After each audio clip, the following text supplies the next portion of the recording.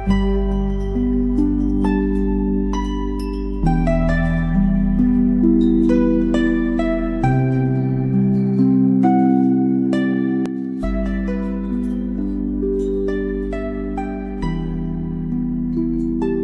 Perceptions Harm Our Lives. A pillow book for daily practice. Practicing the right Dharma. Bhikkhu Thich Thanh. The great scientist Albert Einstein once declared, "The religion of the future will be a cosmic religion. It should transcend personal God and avoid dogma and theology. Covering both the natural and the spiritual, it should be based on a religious sense arising from the experience of all things natural and spiritual as a meaningful unity." Buddhism answers this description. Forward. Dear readers, if any of us have ever asked questions like, "Who am I?" or "What is the meaning of this life?" then surely we would rejoice upon encountering the original words of the Buddha's teachings, because the Buddha's teachings clearly reveal the true nature of human existence, why we are here in this world, why everyone must suffer the pains of birth, aging, illness, and death, and most wonderfully, the Buddha showed us a method of practice to overcome these four sufferings. However, the Buddha passed away long ago, and only the Nikaya scriptures, recorded by the Arahants, preserve his original teachings meant for monastic practice. This makes it very difficult for us to understand and apply them in our own lives. Fortunately, in our era, appeared Venerable Elder Thich Thanh Lok, a realized master who attained mastery over birth, aging, illness, and death, just like the Buddha. What a rare and precious blessing. After more than 2,500 years, an Arahant appeared. He dedicated himself wholeheartedly to ensuring that we today have a chance to encounter the true Buddha Dharma and to understand the Buddha's original teachings. Our deepest gratitude to the Venerable Elder. Even more fortunately, we are now guided by Bhikkhu Thich Thien, a disciple of Venerable Thanh Lok, who, after successfully completing his own practice, voluntarily expanded on the Elder's teachings, presenting them in a detailed, simple, and accessible way, with practical and scientific methods, so that anyone with the right conditions can practice the true path of the Buddha. The book you now hold in your hands, How Perceptions Harm Our Lives, began as a series of articles on perceptions. It documents the valuable meditative experiences that Venerable Thich Thanh went through and succeeded with, while also serving as a step-by-step guide to help practitioners gradually familiarize themselves and begin practicing the true Dharma. For that reason, the voice of the True Dharma Radio quickly mobilized resources to print this book, and we are delighted today to introduce it to you. We hope this will become a bedside companion for your practice, a book that you can study slowly, apply mindfully, and take your first steps on the path toward the Buddha's land. Tik Taduk.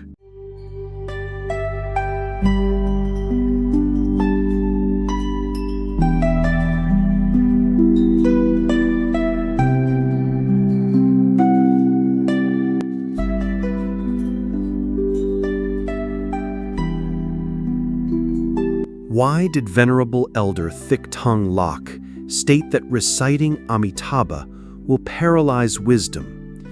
Venerable Thich Thien elaborates that reciting anything will paralyze wisdom, including reciting the holy name of Buddha Shakyamuni. First, science, the Ministry of Education, and all those who have been and are seeking the right Dharma, let us respectfully express our gratitude to Arahant Thich Thanh Lok for correctly illuminating the Buddha's teaching on the 5 aggregates, helping everyone clearly understand their own true nature. Visit website thaithikkhadaituhan.com buddhism.net to read the article on the 5 aggregates. Being born as a human is precious, but having been born as a human, if we do not know clearly ourselves, then because we do not know clearly ourselves, we plunge headfirst into living like moths to a flame, indulging in depravity and degradation. Then, are we any different from disgusting animals? This is the most precious thing that Venerable Elder Thong Lok has bestowed upon everyone. By clearly knowing ourselves, we can bravely fight to conquer perception and progress towards liberating our lives from all suffering.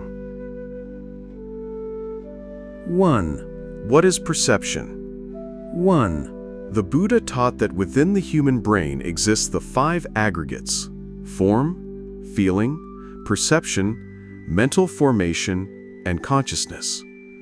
Form. This includes many physical faculties, among them memory.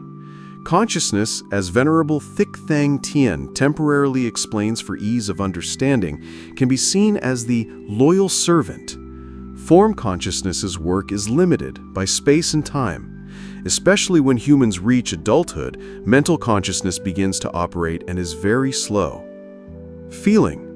The organ that receives and develops sensations such as pleasure, joy, sadness, suffering, salty, sweet, bitter, spicy, intense, gentle, hard, soft, and painful.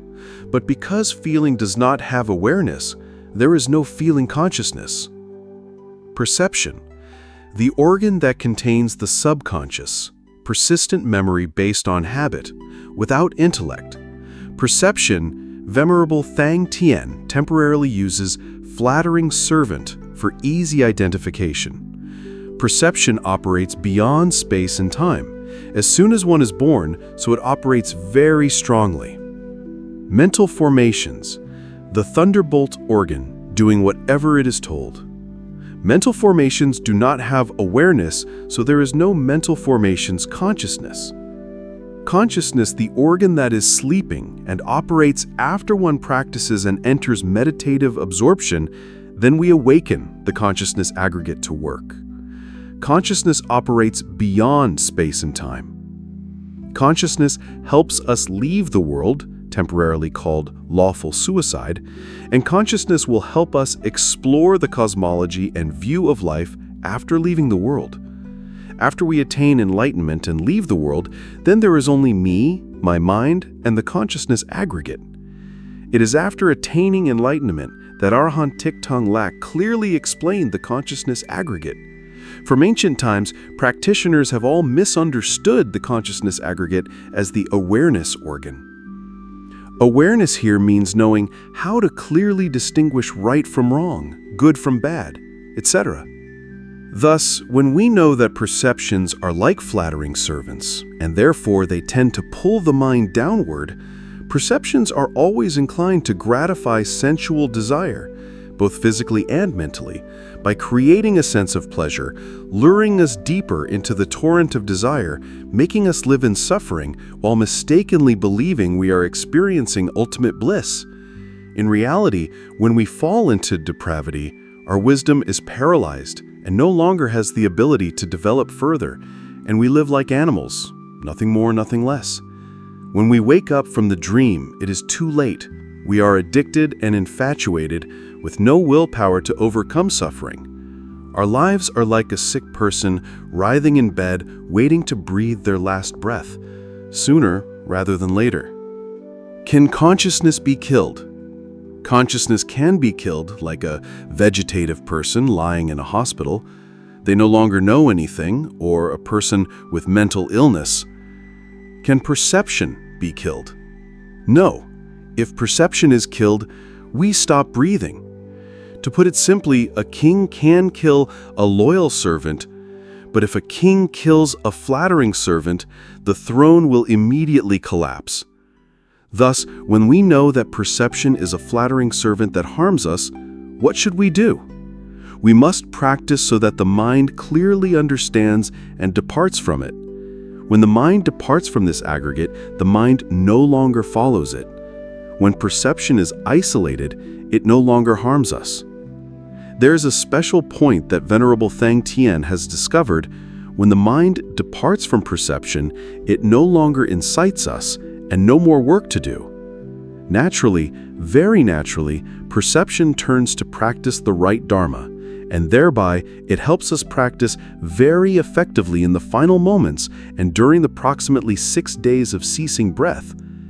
If conditions are right, practitioners can attain enlightenment right during this time. In the Buddhist time, there were many who attained enlightenment during the near-death karmic period, including the Buddha's father. 2.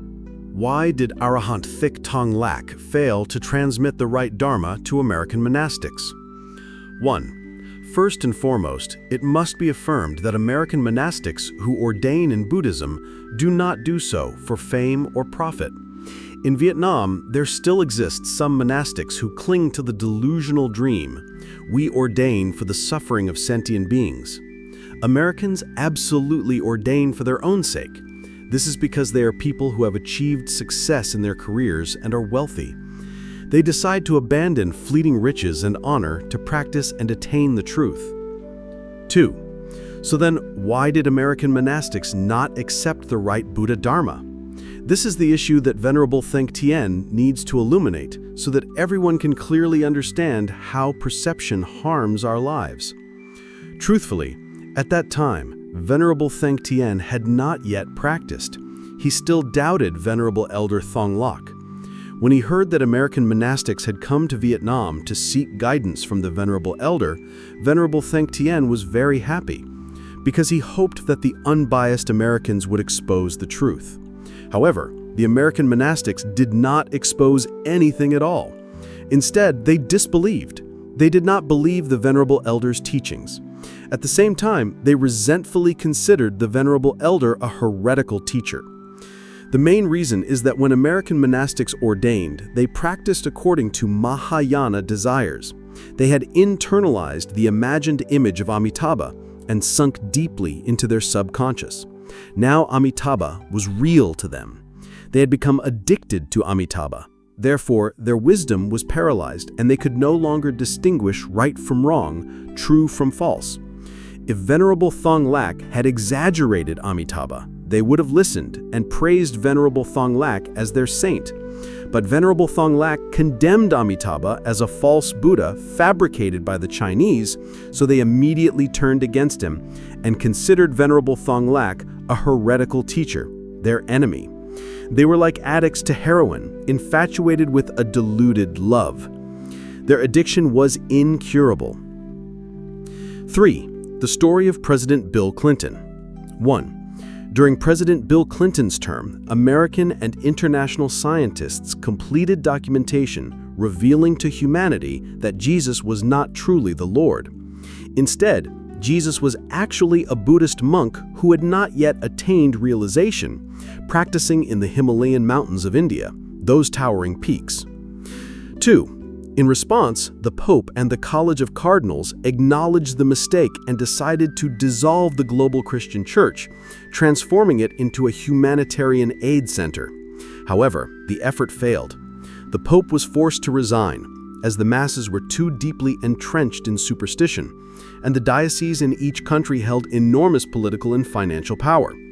With such overwhelming interests at stake, no one followed the Pope's directive. Instead, they elected a new pope to continue the church's legacy.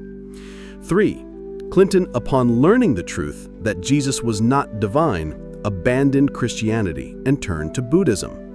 But sadly, while he avoided the issue of Jesus not being God, he fell into another, the false Buddha, the lifeless stone figure Amitabha. What a tragedy. If at that time someone had introduced Clinton to Venerable Elder Thong Lak, how wonderful that would have been. Because Clinton was not yet familiar with the false Buddha Amitabha, he might have accepted the right Dharma. And because Clinton was a linguist and lawyer, he could have used appropriate American terminology to help Americans understand the right Buddha Dharma, and Buddhism would have been widely propagated in America. And thereby, the right Dharma would never be submerged by false teachings again. 5.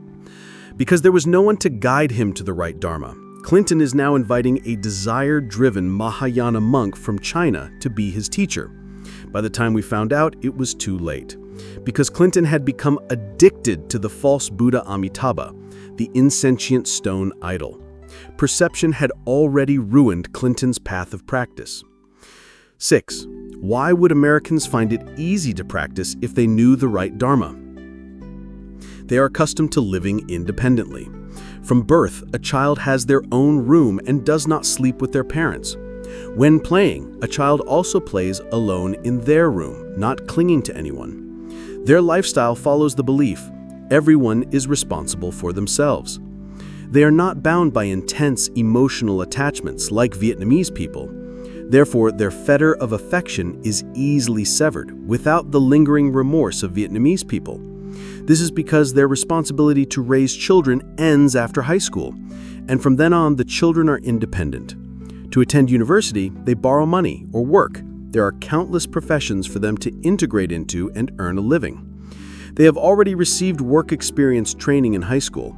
Most of the parents' assets are donated to charity funds, not given to their children or grandchildren, because everyone is successful. They have already experienced material comfort, so their reason for ordaining is not to seek food or survival, as is often the case for the poor in Asia or Vietnam. Thanks to their positive social environment, their character tends to be kind, sincere, and naturally virtuous. They are already aware that Jesus is not truly divine. All of this means that Americans possess many favorable qualities for entering and practicing the true Buddha Dharma, if they are guided by a teacher who speaks fluent English and understands the true Dharma. 4. How did perception harm Madame Nguyen Thi Kie's life? In a time of devastating and painful war, a woman without a husband or any man by her side, fleeing from bombs and bullets while taking care of a large family of over 30 young relatives on both her and her husband's side, feeding and clothing them adequately, is an extraordinarily unbelievable but true story. Her husband sought to save the country, went to France to study, and became a barrister, but later he was assassinated. Her son-in-laws and children had to leave the family to join the resistance. Therefore, she alone had to shoulder the burden of the entire extended family. Although a woman, she was resourceful and had a business mind. She opened a grocery store, taught fabric dyeing, sewing clothes, and baking to sell. Thanks to this, she earned enough to support her large family. Unfortunately, having to shoulder the burden of a large family during wartime, she was harmed by a rogue monk, and she had to support his gang of followers. On one hand, he sent people to sabotage her business, and on the other, he spread rumors saying that if she made offerings to the temple, the monk would perform a ritual to prevent anyone from harming her. Out of desperation for the safety of her family, she bit the bullet and offered donations just to keep the peace. The story of how perception harmed her life begins here. She stated that Amitabha is false, because if Amitabha were real, he wouldn't allow those monks to act wrongly, would he? But to ensure the peace of her extended family, she had to go to the temple and pretend to chant scriptures. She said that it truly was monstrous. She knew Amitabha was false, yet she pretended to practice to keep herself safe and care for her extended family. But unfortunately, after more than 20 years of pretending to chant scriptures, unexpectedly, the image of the false Amitabha had entered her mind. She realized that when she wanted to expel the image of Amitabha from her mind, she didn't know how. The more she tried to forget, the more the image of Amitabha lingered in her mind. When she slept, she often dreamed of Amitabha coming to take her on tours of celestial realms. She said that she lived in extreme misery, like someone who mistakenly loved a bandit leader. She wanted to escape, but couldn't. She said it would have been better if she had just believed Amitabha was real and lived in illusion. Then she would have had more peace. But she couldn't do that because she clearly knew Amitabha was a false Buddha. She had to live in torment until the day she died. Now, thanks to Venerable Elder Thong Lak, everyone understands that perception has harmed our lives. 5. Now that we know perception harms our lives, how do we escape this illusion? Thanks to Venerable Thong Thien's correct practice of the right Dharma, he has discovered the method to eliminate illusions from the mind. When the mind becomes weary and no longer accepts illusions, the illusions automatically leave our minds, and we return to normal peace, living with optimism and a love for life. 1. As for demon masters like Nithan and Chan Kuang, they cultivate perception very strongly. Through perception, they are stronger than the perception of Buddhists, so they easily conquer and manipulate Buddhists, especially women. They believe whatever they say and do whatever they command, acting in a state of fear and unconscious passion. Because they exploit Buddhists' infatuation with Amitabha, they manipulate them easily. A. Venerable Thong Thien once witnessed in Vietnam a Mahayana monk threatening and manipulating a woman to get him $100,000 in 1 week. Unbelievably true. In Vietnam, earning 100,000 USD in a week is not an easy task. Yet somehow she was truly talented. She earned exactly that amount within a week for the rogue monk to send her younger sibling to study abroad in America. The younger sibling, lacking a foundation, couldn't study, and having spent all the money, returned to Vietnam aimlessly, chanting scriptures and tapping the wooden fish, collecting money from naive Buddhists. B. To remove the image of a heretical teacher from the mind, Buddhists need to constantly and regularly apply wise attention, saying, "That person is lewd, not a monastic," or use another phrase that resonates with their mind.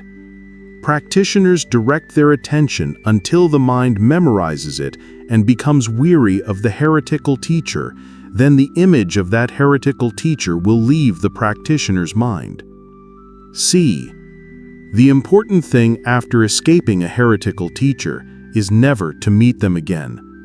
Meeting them, they will kill you, because at that time they fear being turned against by Buddhists and fear being exposed by Buddhists. They will try to kill Buddhists to silence them. 2. The same applies to some corrupt political officials. Their perception is very strong, and they exploit the patriotism of others and easily manipulate them. Those who want to escape this must do similarly by calmly reflecting. After the fighting is over, unworthy individuals band together and bring their relatives in to consolidate their positions, abandoning the poor to hardship while they live a life of pleasure. 3. The same goes for love. Apply wise attention by saying, "That person is not meant for me." After about 3 months, the image of the loved one will vanish from our minds. 4. What about the false Buddha, Amitabha? There are 2 phrases to direct attention: Namo Amitabha, the lifeless stone, or Amitabha is a false Buddha. Why believe in that? Practice wise attention repeatedly until the mind is familiar and weary of Amitabha. Then the image of Amitabha will vanish. 5. Regarding the lingering emotion when a loved one's dead, from now on everyone practices singing, "We see you off on your journey to battle, cha-cha-cha." Thanks to this, when we hear of a loved one's death, we calmly accept it and handle the funeral perfectly as desired. Especially, we peacefully continue living without being tormented by suffering. 6. So how should Vietnamese people view death so that we and everyone else can peacefully bid farewell to the departed? Everyone please follow Venerable Thong Thien's view. How wonderful! They have gone to change their life and improve their new existence. Everyone firmly adopt this view, and you will feel peace as you send them off. There will be no more unnecessary remorse and suffering. 7.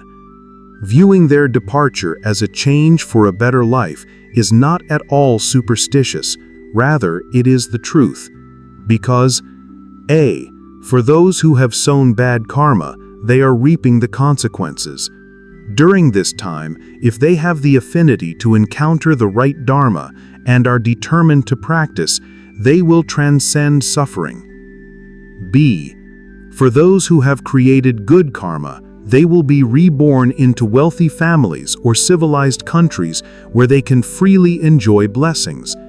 If they have the affinity to encounter the right dharma here, they will be willing to abandon fleeting, defiled blessings and practice to enjoy undefiled blessings, which is the end of suffering. They will transcend rebirth as suffering human beings. Let us wish them well and rejoice together. 8. Westerners, especially Americans, have a very simple view. When they hear of a loved one's death, they calmly accept it and say, he, she, child, was blessed. God has taken them to be with him. And so they calmly accept the truth and peacefully continue living their lives, without being tormented by grief. Some are sad for a few minutes and then it's over. Some families even become joyful in front of the deceased, telling happy stories of what the deceased did to make everyone laugh and forget their sadness. At the same time, they do not hold useless death anniversaries. They want the living to be strong, take care of their own happiness, be joyful, and strive to live their lives. And they focus on the living in a practical and beneficial way, rather than being depressed and sorrowful, which only harms their own lives and troubles those around them, without any benefit. This is the practice of wise attention taught by the Buddha, and Venerable Thich Thanh Thien has applied it in practice with extremely effective results. Everyone just practice it and you will receive wonderful fruits. 6. So how did Venerable Thich Thanh Thien still doubt the Venerable Elder, yet was able to practice according to his teachings? How can one practice without fully believing it? 1. To be honest, Venerable Thich Thanh Thien was poisoned by fabricated ideas where illusion was taken as truth, falsehoods mistaken for reality, all stemming from desire-based Mahayana teachings. Because of this, he carried the same mindset as many others. His thoughts were distorted, and he was shocked and dissatisfied that Venerable Thong Lok's teachings were completely opposite to the so-called profound Mahayana Buddhism. However, Venerable Thich Thanh Thien restrained his frustration and made the decision to search for the truth. 2. But with the eyes of a worldly, desire-driven mind, how could one possibly discover that truth? A. When meeting the elder in person, outwardly speaking, if judged by appearance and formality, Thich Thong Lok seemed less dignified than many Mahayana monks who excel at putting on a show. B. Regarding language, Venerable Thong Lok did not hedge, did not conquer, did not lure. He spoke as things were. He did not care whether others believed him or not. If Venerable Thich Thien was not attracted, how could he believe the Venerable Elder? C. At that time, Venerable Thich Thien decided to secretly observe the Venerable Elder's lifestyle and saw that he lived very simply, ate one meal a day, and worked continuously with a peaceful and at ease manner. Then Venerable Thich Thien began to believe a little bit. D. The elder taught Venerable Thich Thien that there is no supernatural. Venerable Thich Thien immediately went to a graveyard alone in the dark, windy and cold night, not afraid but trembling. Through quiet nights of observation, it became clear that it was our fear that created hallucinatory images of ghosts. In reality, there were no ghosts at all. From here, he began to believe a little more. E. The most beautiful path is to practice according to his teachings to confirm right and wrong. 7. How to practice. 1. First of all, Venerable Thich Thien sincerely expresses his gratitude to Sister Ut Diu Quine for her concise reminder. Then just sit for 1 minute. The story happened when Venerable Thich Thien entered the Chan Yu Monastery to learn practice. Venerable Thich Thien was wrong, presuming that if others could practice, then he could too. Therefore, without psychological preparation, he entered a solitary hermitage and was so overwhelmed by thoughts that he couldn't bear it. Especially, he couldn't sit in the lotus position. Folding his legs up was extremely painful, unbearable. Annoyed, he left his hut and went to the kitchen to hang out, where he met Sister Ut Diu Quang and complained, "Sister Ut, it's so painful for me to sit in the lotus position, I can't sit still." Sister Ut immediately replied, "Then just sit for 1 minute, teacher." Oh, how wonderful! It was thanks to this reminder that Venerable Thich Thien found the method of gradual progressive practice. This means getting the mind accustomed to sitting for 1 minute. When the mind is accustomed to it, increase it to 5 minutes. Gradually, as the mind gets used to it, we can increase the time until we can sit for the whole day without any leg pain or numbness. Everyone, please try practicing this. This is truly a scientific and practical practice method that Venerable Thich Thien has created and shared to help everyone practice on their own, save themselves, and conquer themselves. 2. From then on, Venerable Thich Thien practiced the wise attention method taught by the Venerable Elder in conjunction with the gradual progressive method reminded by Sister Ut Diu Quang. It was truly wonderful. Thanks to the harmonious combination of these two methods, Venerable Thich Thien gradually practiced successfully, carrying the joy of self-conquest. 8. Not yet believing the Venerable Elder. How did Venerable Thich Thien practice to achieve success? 1. First of all, using the worldly, desire-driven eye to judge the appearance of a saint is a serious mistake. A true sage is not a stage performer. They do not put on a show, do not twist words to seduce or lure others, and they do not try to charm or win people over.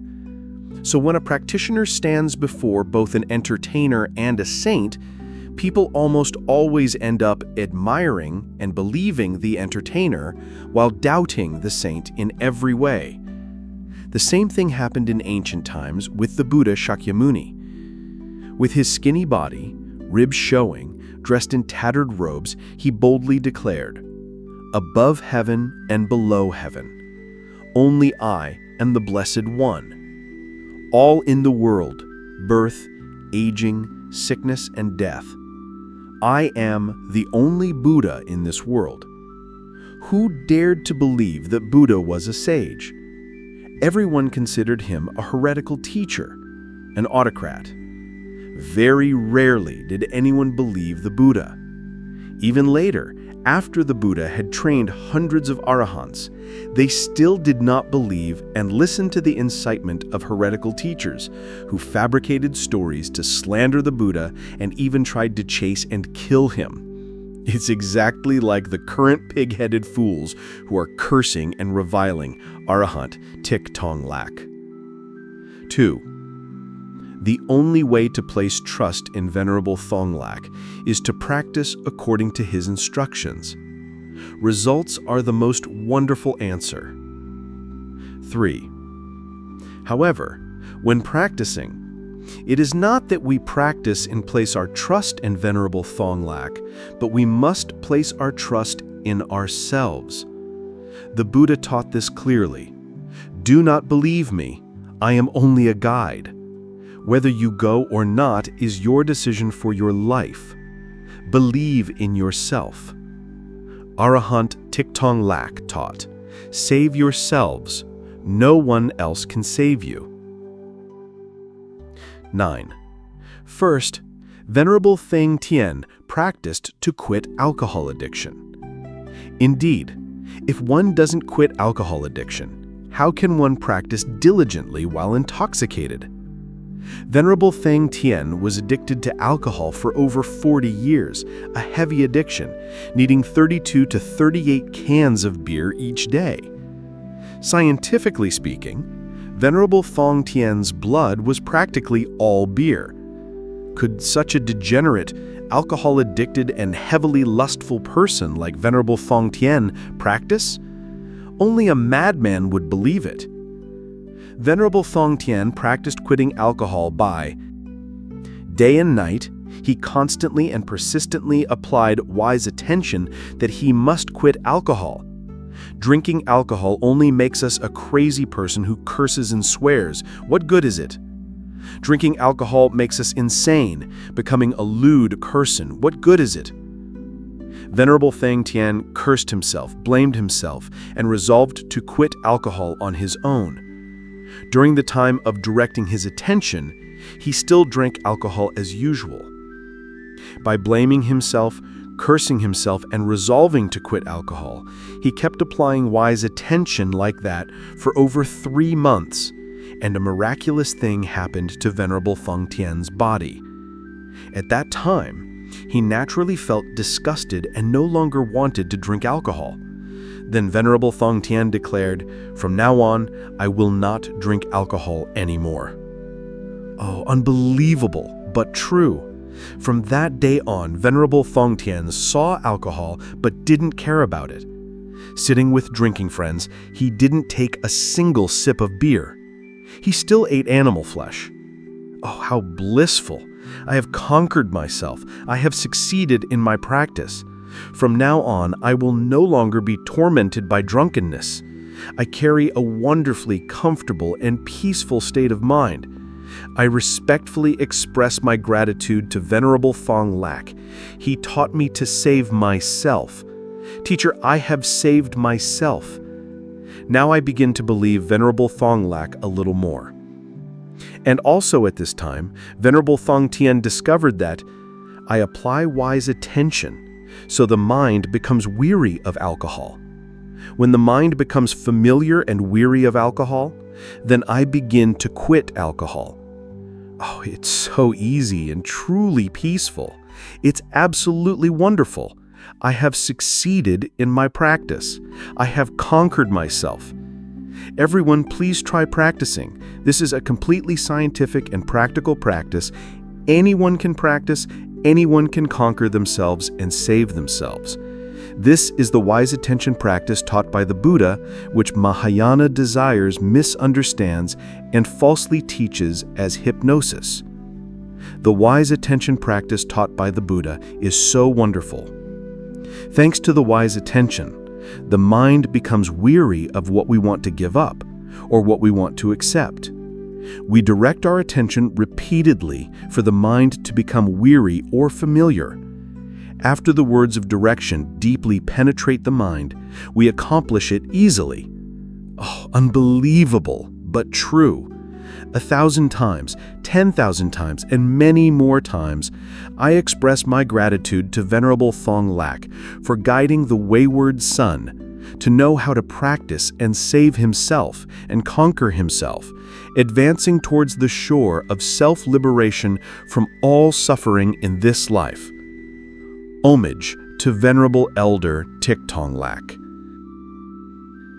10. Drafting a self-practice plan. 1. Oh, how wonderful! Thanks to Venerable Thong Lak's teachings, the wayward son, Thich Thanh, knows how to practice and save himself and conquer himself. Having escaped the addiction to alcohol, Venerable Thich Thanh felt as if he were soaring to the 9th heaven, enjoying the sweet joy that overflowed from having saved and conquered himself.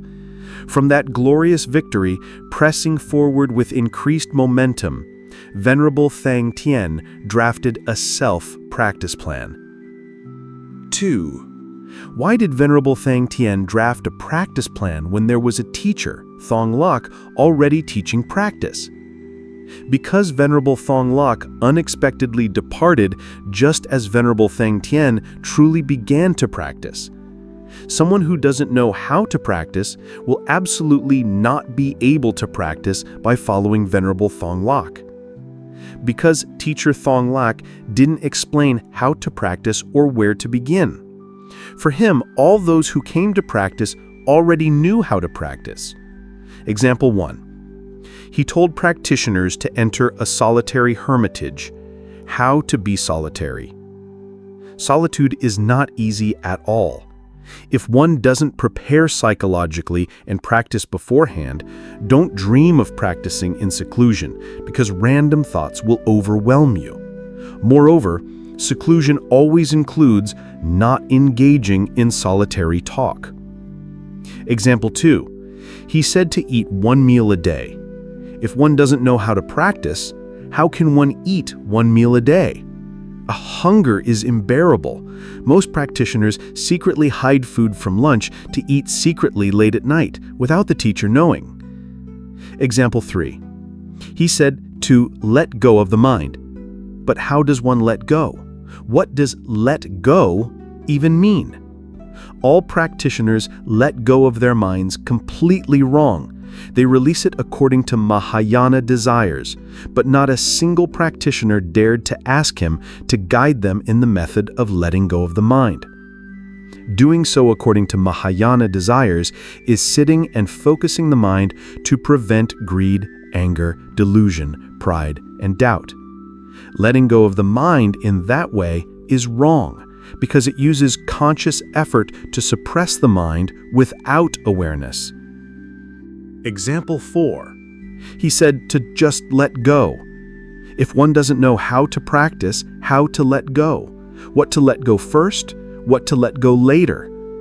Is letting go of the fetter of affection, not remembering father, mother, wife, children, easy? If there is no method of practice, one will never be able to let go of the fetter of affection. If one doesn't let go of the fetter of affection, one puts one foot on the boat of the Dharma and the other foot on the boat of the worldly. In the end, the worldly will not be successful and spiritual practice will also not be accomplished. To clearly understand the methods to practice these above teachings, everyone is invited to visit thai-tik-ka-dai-tahan.net for reference.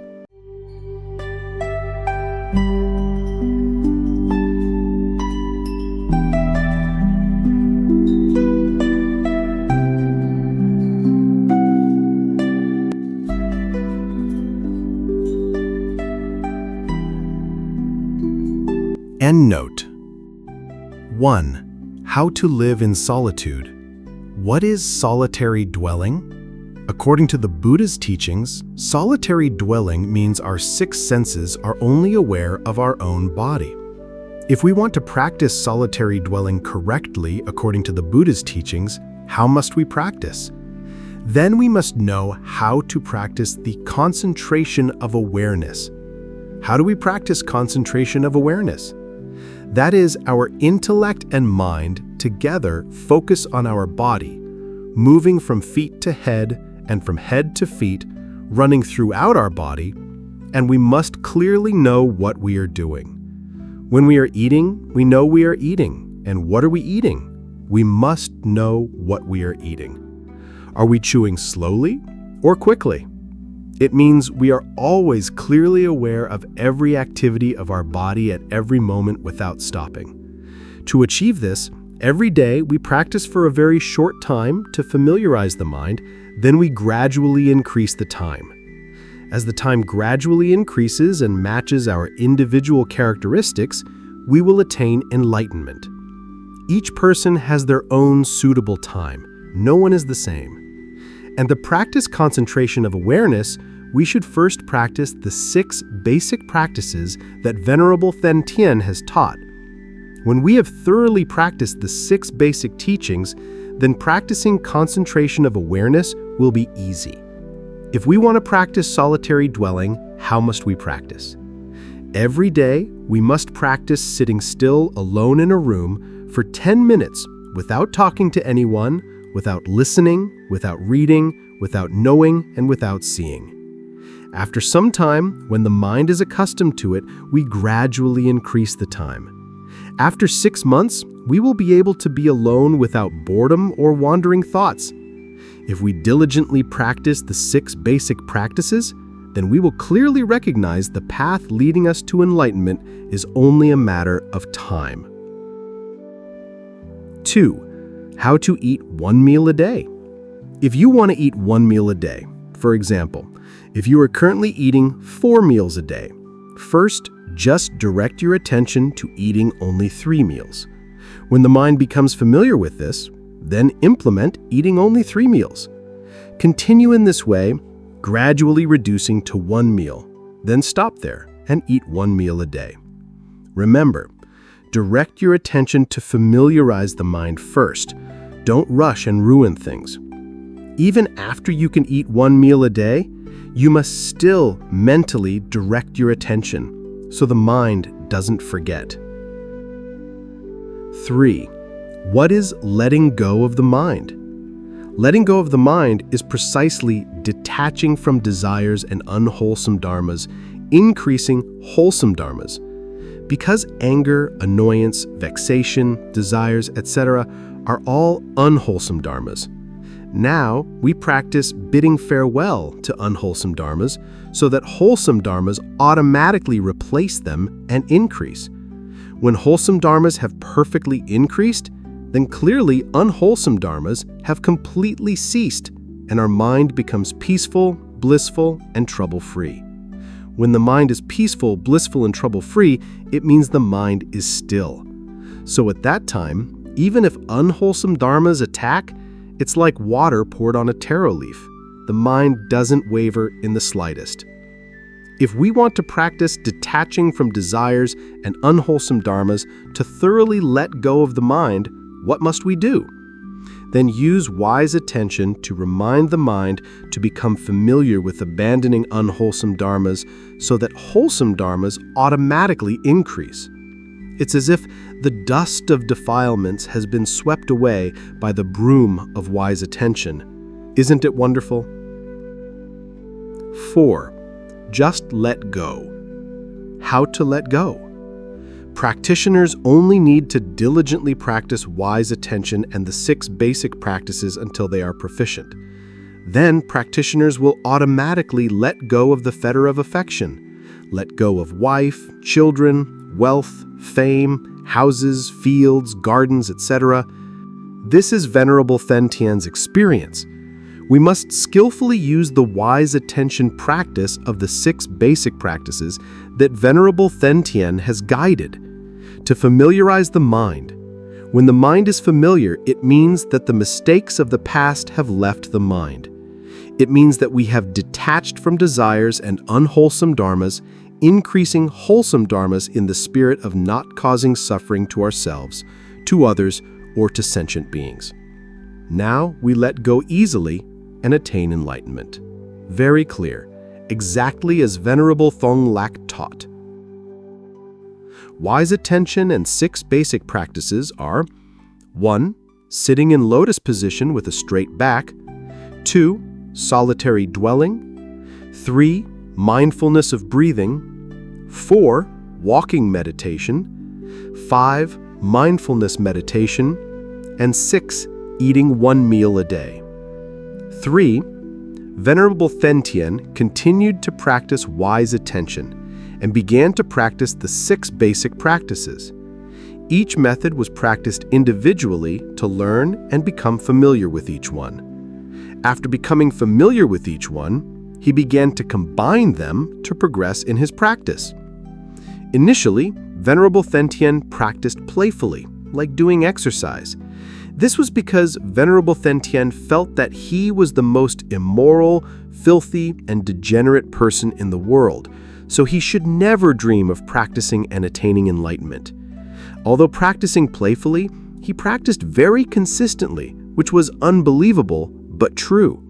The dharmas gradually permeated his mind. 5. He resolved to practice strict vegetarianism. Having been a demon that ate animal flesh for over 70 years, an ingrained habit, how could he become a strict vegetarian? Venerable Thich Thanh continued to eat animal flesh as usual and always, and regularly and persistently directed his attention, I want to be vegetarian. Eating meat is so disgusting and barbaric. They also have lives and need to live like me. He directed his attention like this all the time, until one day, Venerable Thich Thanh went to a restaurant. Unexpectedly, he wandered into a vegetarian restaurant. Oh, today is the full moon day. It's good to be vegetarian. Since his mother passed away, Venerable Thich Thanh no longer ate vegetarian on the 1st and 15th of the lunar month, so he didn't know today was the full moon day. So he ordered a vegetarian rice dish. Oh, how wonderful. He didn't know why, but today Venerable Thich Thanh ate vegetarian rice with a feeling of blissful deliciousness. When he returned home, he no longer felt any unease or agitation. He felt extremely comfortable. This was an unbelievable but true story. Before leaving home to wander aimlessly, because Venerable Thich Thanh had retired, he would eat breakfast. Today, a hot and tempting bowl of Hui-style beef noodle soup was waiting, but strangely Venerable Thich Thanh didn't care about it and left home to buy a packet of peanut sticky rice to eat. From that day on, Venerable Thich Thanh no longer ate animal flesh and began to follow the example of virtuous friends by becoming a strict vegetarian. How wonderful! The demon that ate animal flesh could now be vegetarian. Venerable Thich Thanh was happy because he had saved himself and conquered himself. It's so unbelievable, so blissful. Venerable Thich Thanh discovered that the wise attention practice taught by the Buddha is truly miraculous. Venerable Thich Thanh only needed to continuously direct his attention for the mind to become accustomed to hearing, I want to be vegetarian. When the mind became accustomed to liking vegetarian food, then Venerable Thich Thanh found vegetarian food truly delicious and no longer felt the frustration and agitation as before. This is a scientific and practical method. Anyone can practice it. Everyone, please try practicing it to know the sweet and joyful taste of self-salvation and self-conquest. Unbelievable, but true. 11. Talking about practicing wise attention and the 6 basic practices. 1. After successfully practicing strict vegetarianism, Venerable Thich Thanh was very happy because this was the second difficult thing he had managed to practice. Venerable Thich Thanh was most happy about saving himself and conquering himself, escaping the life of a demon who specialized in eating animal flesh. 2. Once his vegetarian lifestyle had stabilized and brought peace, he began to apply wise reflection to reduce his meals to 3 per day. As before, once the mind grew familiar with the idea, he reduced his intake effortlessly. However, he did not torture his body, nor did he suppress the mind. Whenever he felt hunger, he allowed himself light snacks, such as fruit or pastries, to stay comfortable. Then he applied wise reflection. Why bother snacking? After directing his attention a few times, he stopped snacking altogether. After 3 peaceful meals, he reduced to 2 meals, and then 1 meal, peaceful and trouble-free. 3. When he could peacefully eat 1 meal a day, to verify if eating 1 meal was okay, if anything would happen, Venerable Thich Thanh went to a fitness center. He exercised like a professional athlete and did long walking meditation for 6 hours. That's a total of 8 hours of labor. Venerable Thich Thanh felt his body was healthy and full of energy. Thus, eating 1 meal a day peacefully does not harm the body at all. 12. Long walking meditation. 1. The reason was that Venerable Thich Thanh was suffering from many serious illnesses, such as diabetes, swollen and enlarged legs, etc., and practicing short walking meditation sessions as taught by Venerable Thong Lok, walking 10 steps, then sitting down, then standing up and walking again, was too difficult and easily led to discouragement. Laziness and drowsiness would creep in. 2.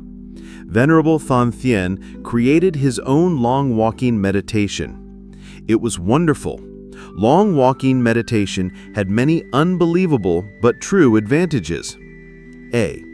Initially, practicing the 6 basic practices for too short a time, just a few minutes, resulted in too much empty time, making Venerable Thich Thanh Thien feel completely lost. Therefore, long walking meditation helped to eliminate that vague empty time. B. Long walking meditation made practicing wise attention a habit easily. While walking, Venerable Thich Thanh Thien changed many phrases of wise attention to help the mind become familiar. For example, I know I am walking meditation, walking to make my legs strong as rock, walking to make my mind firm to practice to the end, followed by counting steps, 1, 2, 3, 4, 5. Then changing to, the mind is immovable before all unwholesome dharmas, before all feelings. Leaving greed, anger, and delusion is the end of suffering. Detaching from greed, from anger, and from delusion. Next, lust, leave my body. Diabetes, leave my body. I need to eat 1 meal a day, which is good for practice. This was repeated continuously throughout the practice time. C. Constant wise attention helped him eliminate arising random thoughts.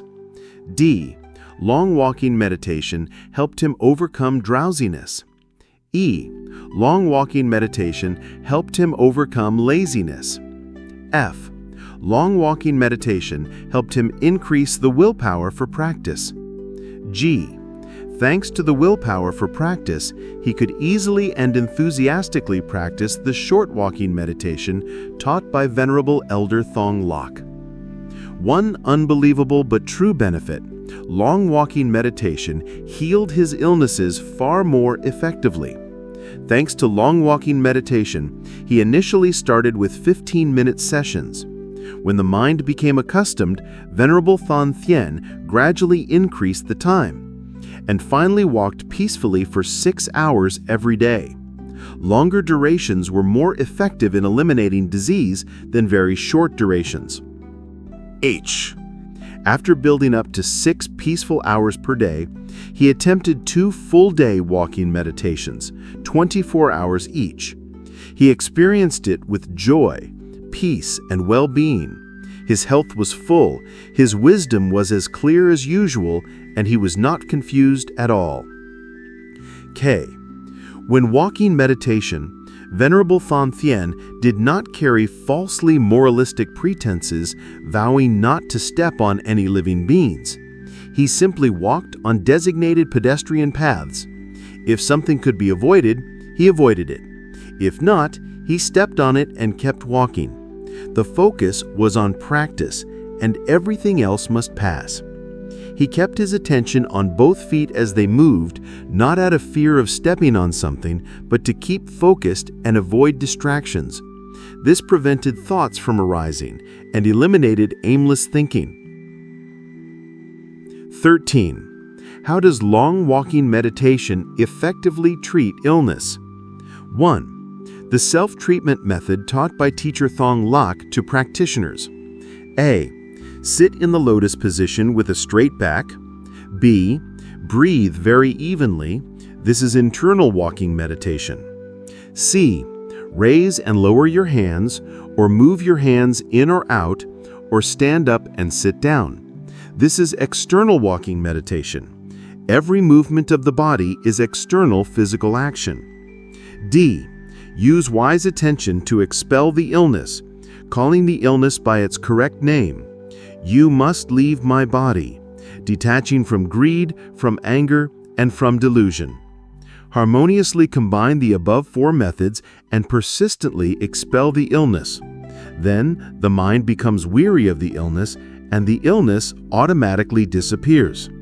Many practitioners successfully treated their illnesses while teacher Thong Lok was still alive. 2. The method found by Venerable Thanh Thien with wonderful success. A. The reason was that Venerable Thanh Thien had too many illnesses, especially diabetes and swollen legs. Not knowing how to practice, sitting still in one place for a long time was too difficult for him. For those who know how to practice, sitting still in one place becomes a habit, so it's easy for them.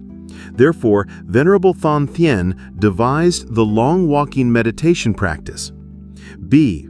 It still followed teacher Thong Lok's established principle of harmoniously combining wise attention, internal physical action, and external physical action for a long duration without getting tired. C. The result: he cured his diabetes. Before meeting the Venerable Elder, Venerable Thanh Thien was hospitalized, and everyone feared he would have his legs amputated or go blind. Therefore, the doctors prescribed long-term medication to control it, stating that no one had ever been cured of this disease. When Venerable Elder personally taught the self-treatment method, Venerable Thanh Thien practiced without taking medication. After more than 2 years, Venerable Thanh Thien returned to the hospital for a general checkup, blood tests, stool tests, urine tests, etc., and received a paper with the news, "We cannot find the disease. Oh, how blissful! I have saved myself and conquered myself." Venerable Thanh Thien's health became extraordinarily robust. No more aches, pains, heaviness, boredom, or fatigue. D. Walking meditation continuously, the swollen legs also subsided without him even noticing. When he realized it, his body felt light and elevated. "Oh, I have saved myself and conquered myself. What could be more wonderful?" E. The illness of lust. Unbelievable but true. Since Venerable Thanh Thien became accustomed to eating 1 meal a day and always directed his attention, "Lust, you must leave my body. I don't need you anymore." Detaching from greed, from anger, and from delusion, after more than a year, Venerable Thanh Thien discovered that he no longer had lustful dreams or eager passion. How could this be believed? Venerable Thanh Thien then returned to the places he used to frequent for entertainment.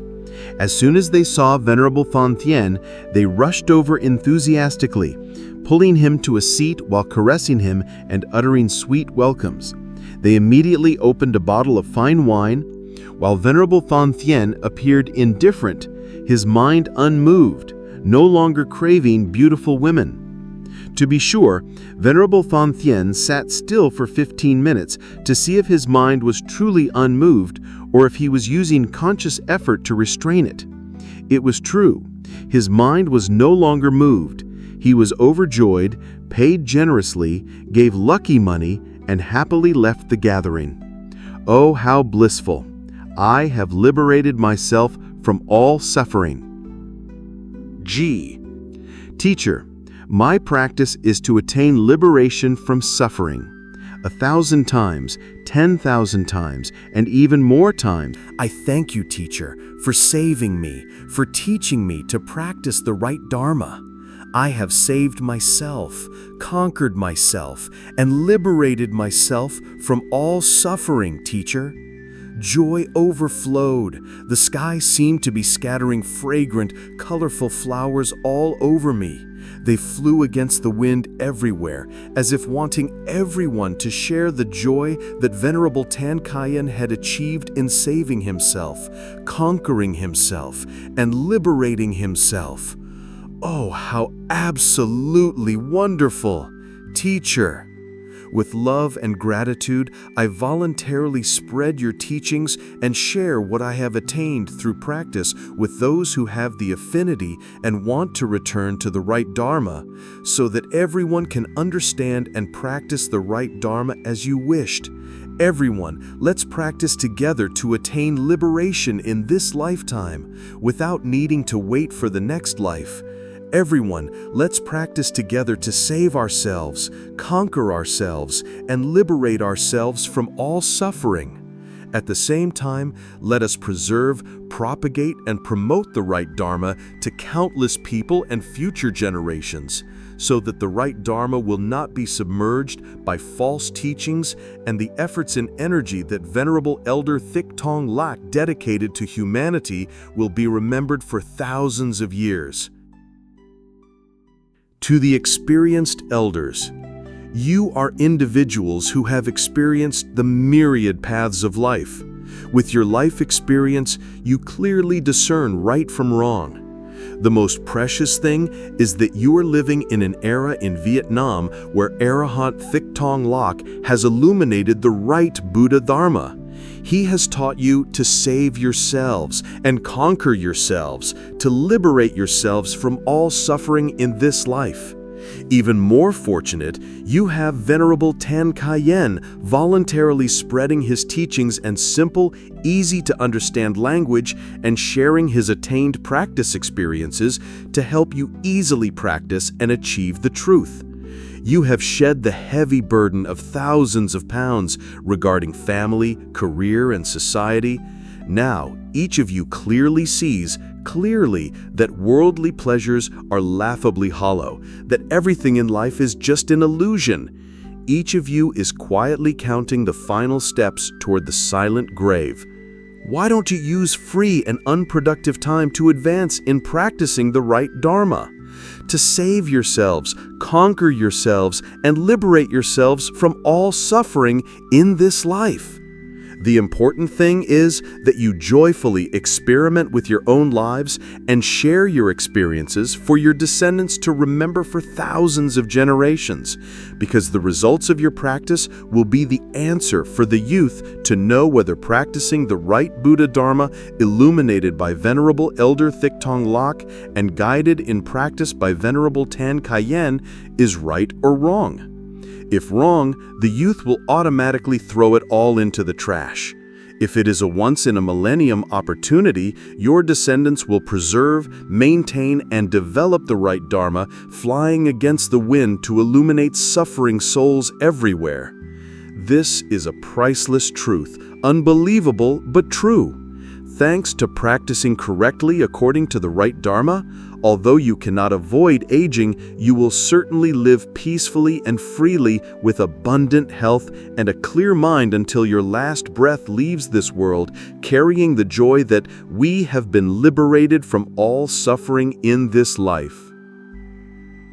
The only enlightened teacher in the world is sincerely guiding you step by step towards the shore of self-salvation, self-conquest, and self-liberation, exactly according to the Buddhist teachings. You are invited to visit thai-thakate-to-harang.net.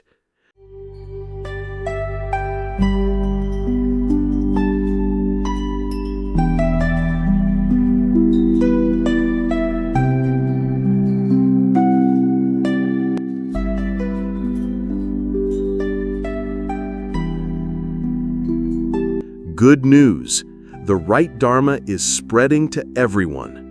When Venerable Thanh Thien began propagating the right Buddha Dharma, illuminated by Arahant Thich Thanh Lach for all humanity on Facebook, he also encountered strong opposition from many sides. Up to now, on Facebook, more than 40,000 people read it every day and only 2 or 3 disagree. At the same time, thai-thakate-to-harang.net on Facebook and YouTube has attracted more than 800,000 visits from people seeking to understand the right Dharma. Venerable Thanh Thien sincerely thanks the philanthropists who have supported him in paying for Facebook and YouTube, as well as the technical experts. Venerable Thanh Thien sincerely thanks the philanthropists and announces the good news that more and more people are returning to the right Buddha Dharma every day. Everyone, please encourage each other to practice together to make the right Dharma even clearer to the suffering souls in the world so that they too can be liberated from suffering. Supplementary explanation. 1. People are often deceived that practicing the right Dharma requires profound Buddhist knowledge and is extremely difficult. This is a clear deception, because all you see are people chanting, pleading, and praying with emotional highs and lows in their voices. Even a 10-year-old child could do that, right? 2. People are deceived that practicing the right Dharma requires moral conduct and compassion. What compassion is this? All desire-driven Mahayana nuns are tightly wrapped in magnificent golden robes like performers on a stage. All of them are full of schemes and cunning, lewdly deceiving naive Buddhists. 3. As a result, many Buddhists seek out the most difficult, most noble practices, convinced that this is the way. They fall into endless imagination, and in the end, all they know is ringing bells, chanting hollow prayers, and pleading endlessly. Yet, what do they gain? 4. In reality, when you practice the right Dharma, there is no high or low teaching. Whatever method suits you personally, if you absorb it into your mind, then your mind becomes Buddha's mind, and that alone is your self-liberation. Venerable Thich Thanh Lok cited the Nikaya, where the Buddha gave each monk just one method, and only one. When they absorbed that method into their heart, they attained enlightenment at that moment. 5. There is no lofty, false, moral conduct and compassion. Anyone who awakens to the truth of the Four Noble Truths and wants to practice can do so anytime. Whether in the past or right now, no matter how many evils we have committed, how much we have deceived, killed, or stolen, if we are willing to let go, we all can practice. Venerable Thich Thanh Lok cited the examples of Lianhua Sak, a woman of rampant lust, hunters, murderers, and a man who carried excrement. When they met the Buddha, they awakened to the truth of the Four Noble Truths and were willing to let go, and they all practiced and attained enlightenment. 6. A big mistake many practitioners make is wanting to look holy on the outside, dressing up to show the world they're practicing. Such practice is merely showing off for worldly people to enjoy. It's exactly like desire-driven Mahayana monastics wearing golden robes to perform for people to see that they are practicing to collect money from naive followers. A robe does not make a true monk. Practicing according to the right Dharma is silently polishing one's own mind to make it pure. When our mind is pure, our mind is still, our mind becomes bright, then our wisdom becomes extraordinarily clear and sharp. 7. There are two forms of clear mind. One form follows desires, called ignorance. For example, doctors, engineers, lawyers, gem specialists. These individuals study and train their minds to be very bright. They work with their minds, not just their intellect. Because their minds are bright, they treat illnesses like gods. They resolve matters like saints. 2. The second form is relinquishing desires. If we practice correctly according to the right Dharma, the mind becomes bright, advancing into clarity, leading us to the shore of self-liberation.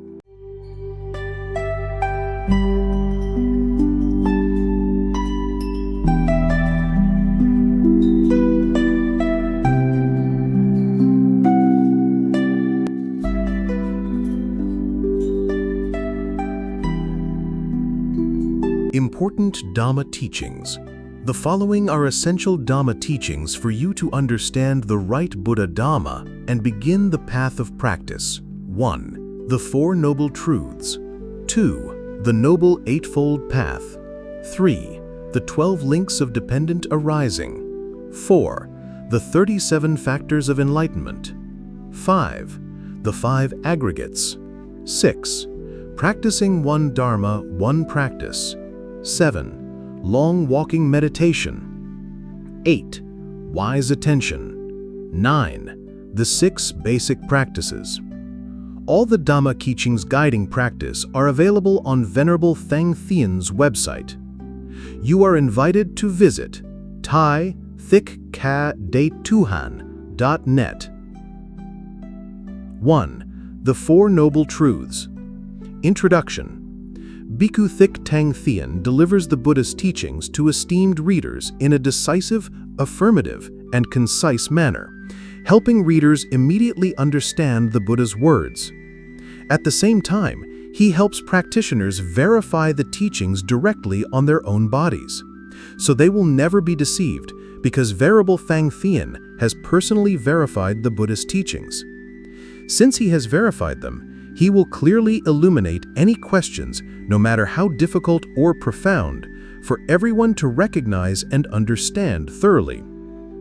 As evidence, through the series of articles on mindfulness of breathing, Venerable Thich Thanh received many emails with the brief message, "Thank you, teacher," containing the joy for Venerable Thich Thanh that the reader had understood. The Four Noble Truths. After attaining enlightenment and realizing the truth of the Four Noble Truths, the Buddha then had to discover the practices that would help each individual choose a Buddhist teaching, internalize that teaching through practice, and then attain the fruit of liberation like him. The first Dhamma talk he delivered to the world was at the monastery of the 5 ascetics, Kondana and his companions. He guided the 5 ascetics, Kondana, and many fellow practitioners to attain the fruit of arahantship, serving as proof that the truth he found was the truth, the Four Noble Truths. The Buddha taught, 1. Human life is impermanent, fleeting, like a flower that blooms in the morning and withers in the evening, constantly suffering due to birth, aging, sickness, and death.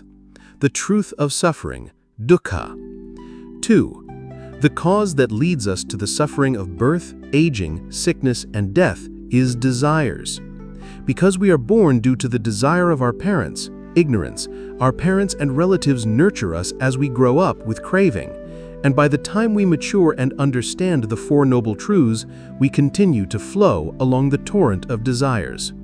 We always live in desires, so we strongly develop the perception, greed, anger, ignorance, arrogance, and doubt. The truth of the origin of suffering, samudayaha. 3. Do you want to escape suffering? If you do, then we must practice reducing desires to a minimum.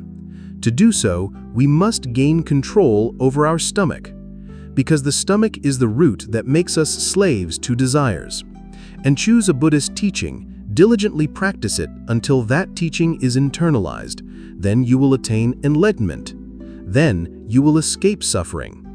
If you stand still, you sink. If you move forward, you drift. Only by overcoming. Overcoming means practicing. When the Buddhist teaching is internalized, the mind becomes like the Buddha's mind. The truth of the cessation of suffering, nirodha. 4. When deciding to practice, first practice wise attention until it is skillful, and then use wise attention to practice the 6 basic practices until they are skillful. When wise attention and the 6 basic practices are skillful, choose a practice specifically for you and practice it diligently until that practice is internalized. Then you will attain the fruit of enlightenment. Where can you find a practice to choose? The Noble Eightfold Path, the 12 links of dependent arising, the 37 factors of enlightenment, the scriptures of Venerable Elder Thong Lak, and the Nikaya scriptures. The Buddha tells you, if anyone relies on my physical form and begs me for something, they will not meet Tathagata. Whoever takes my teachings and practices them until they are internalized will meet Tathagata. Therefore, practicing the right Dhamma means taking the Buddhist teachings and practicing them until they are internalized so that our mind becomes the Buddha's mind. That is the work we have done. The truth of the path to the cessation of suffering, Magga. 2. The Noble Eightfold Path. Don't misunderstand this like Mahayana lecturers do. They often teach that the Noble Eightfold Path consists of 8 separate roads, but in truth, these are 8 practical methods of cultivation taught by the Buddha. 1. Right view. You must see things clearly. Observe carefully and thoroughly the matter you're concerned about to ensure you truly understand it. For example, if you hear that Venerable Thich Thanh Thien is an arahant, you shouldn't believe it immediately. You must investigate, observe his lifestyle to see whether he is truly a noble sangha. Don't just rely on others' opinions or referrals. You might meet a decoy or planted spokesperson. Be your own investigator. 2. Right thought. Once we know the matter, now we contemplate and think clearly about the ins and outs of that matter. Is it a wholesome dharma or an unwholesome dharma? If it is a wholesome dharma, then we should accept it. Ignore and disregard unwholesome dharmas.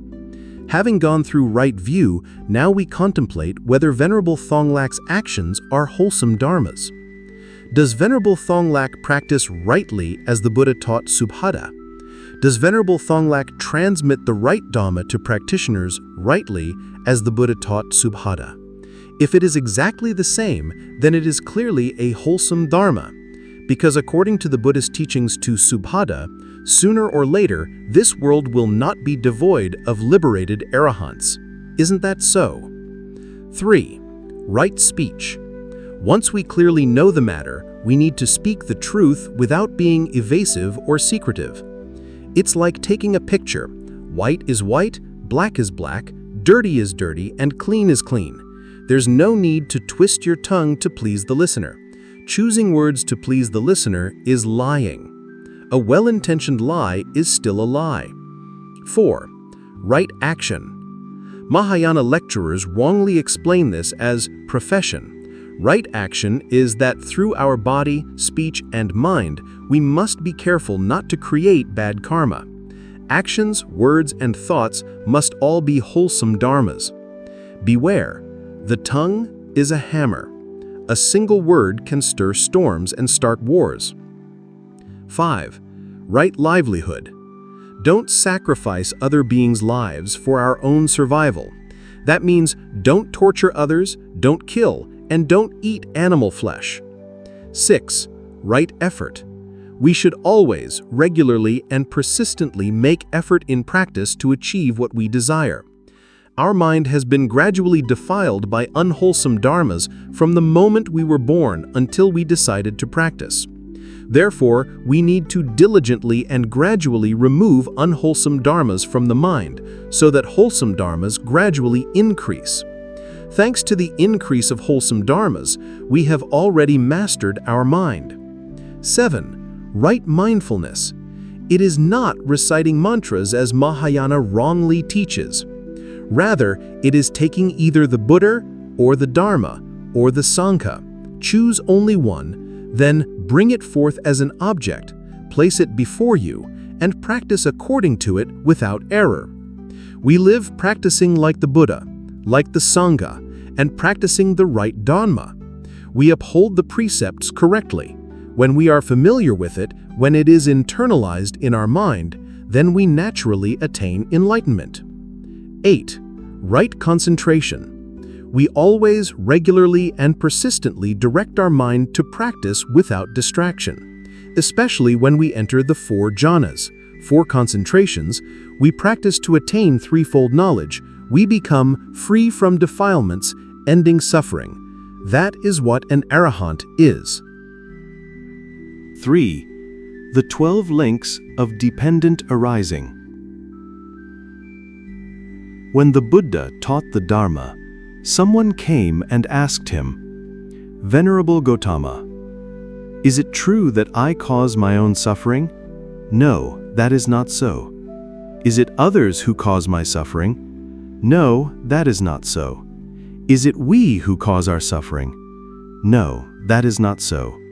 The questioner became irritated and asked in a strained voice, "Then who makes me suffer, Venerable Gautama?" It is the 12 links of dependent arising. When this arises, that arises. When this ceases, that ceases. The 12 links of dependent arising are ignorance, sensual desires, volitional formations. Because of sensual desires, there are actions of lust. Consciousness. Because of lust, a physical form is created. Name and form. When there is a physical form, there are 6 senses: eyes, ears, nose, tongue, body, and mind. 6 sense bases. With the 6 sense bases, we receive external objects through them, so 6 sense objects enter our body. For example, our eyes see the moon, our hands and feet play soccer, our mouth drinks water. Anything outside our body is called an object. Contact. Because of the 6 senses, we come into contact with the 6 objects. Feeling. Through contact with the 6 objects, we have feelings: pleasure, pain, bitterness, sweetness, joy, and sorrow. Craving. After contact with the 6 objects, there are things we crave and love. Clinging. Because we crave and love, we hold on to them. Existence. We firmly hold on to what we like and make it our own. Birth. Fetter of affection. Everything we hold on to as our own, the person we love, our wife, our children, our house, our garden, our fields, our country, our religion, our temple, our body. These are collectively called the fetter of affection. Suffering. Because we possess, we must maintain it, develop it further. Worry, fear. We bring suffering upon ourselves. 4. 37 factors of enlightenment. These are the 37 supporting practices that help us progress on the path and attain enlightenment. The practices are divided into groups of 4, 5, and 7 factors, but it's not necessary to master them all at once. If you can practice just one group or even just one factor until it becomes deeply ingrained, that's already enough. The others in that group will naturally arise on their own. For example, to eliminate greed, anger, ignorance, arrogance, and doubt. Just focus on eliminating one of them, such as greed or anger. Once that is gone, the remaining 4 will automatically fade away. 5. Spiritual faculties. Faith, effort, mindfulness, concentration, and wisdom. Faith is the origin of trust. Effort is persistent and uninterrupted practice. Mindfulness is always placing oneself in practice, either like the Buddha or like a holy monk, practicing the right Dharma, upholding the precepts without violation, even in small matters. Concentration means the 6 senses do not follow the 6 sense objects. Wisdom is the knowledge of liberation. With the knowledge of liberation, ordinary knowledge ceases. When clarity arises, ignorance departs. 5. Powers. The powers of faith, effort, mindfulness, concentration, and wisdom. These are the inner strengths of faith, effort, mindfulness, concentration, and wisdom. Successful practice is when spiritual powers manifest. 4. Right exertions. Practitioners direct their minds to prevent and eradicate evil and unwholesome dharmas through body, feeling, mind, and dharma. 4. Immeasurables. Practitioners cultivate and attain loving kindness, compassion, joy, and equanimity towards ourselves, not towards others. 4. Objects of unfailing purity. Choose either the Buddha, Dharma, Sangha, or the precepts as your anchor. Practice with full sincerity and precision. No chanting, no begging or pleading. How can we beg the Dharma? How can we beg the precepts to help us? 4. Foundations of mindfulness. Contemplate the body, feelings, mind, and dharmas.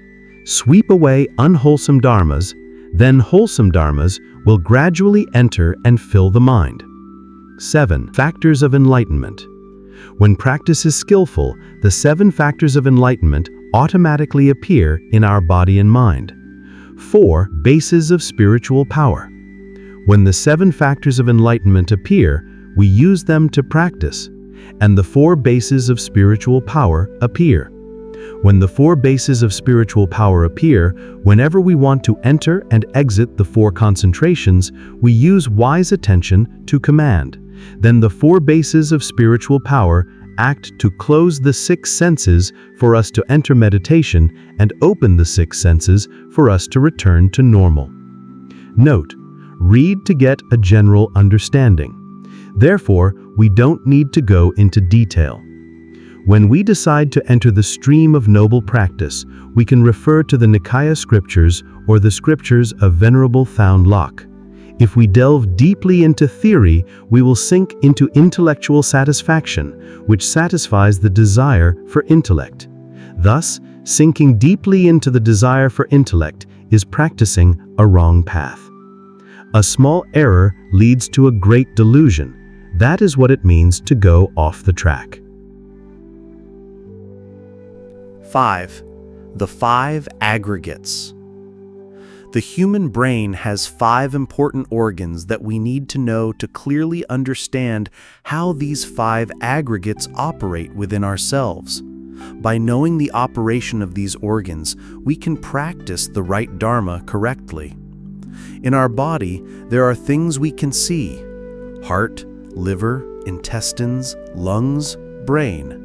There are things we cannot see, but we know they are present: greed, anger, delusion, pride, doubt.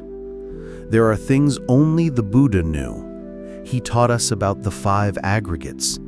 Science does not yet know about these 5 aggregates, and this is a unique characteristic of Buddhism, taught only to bhikkhus by the Buddha.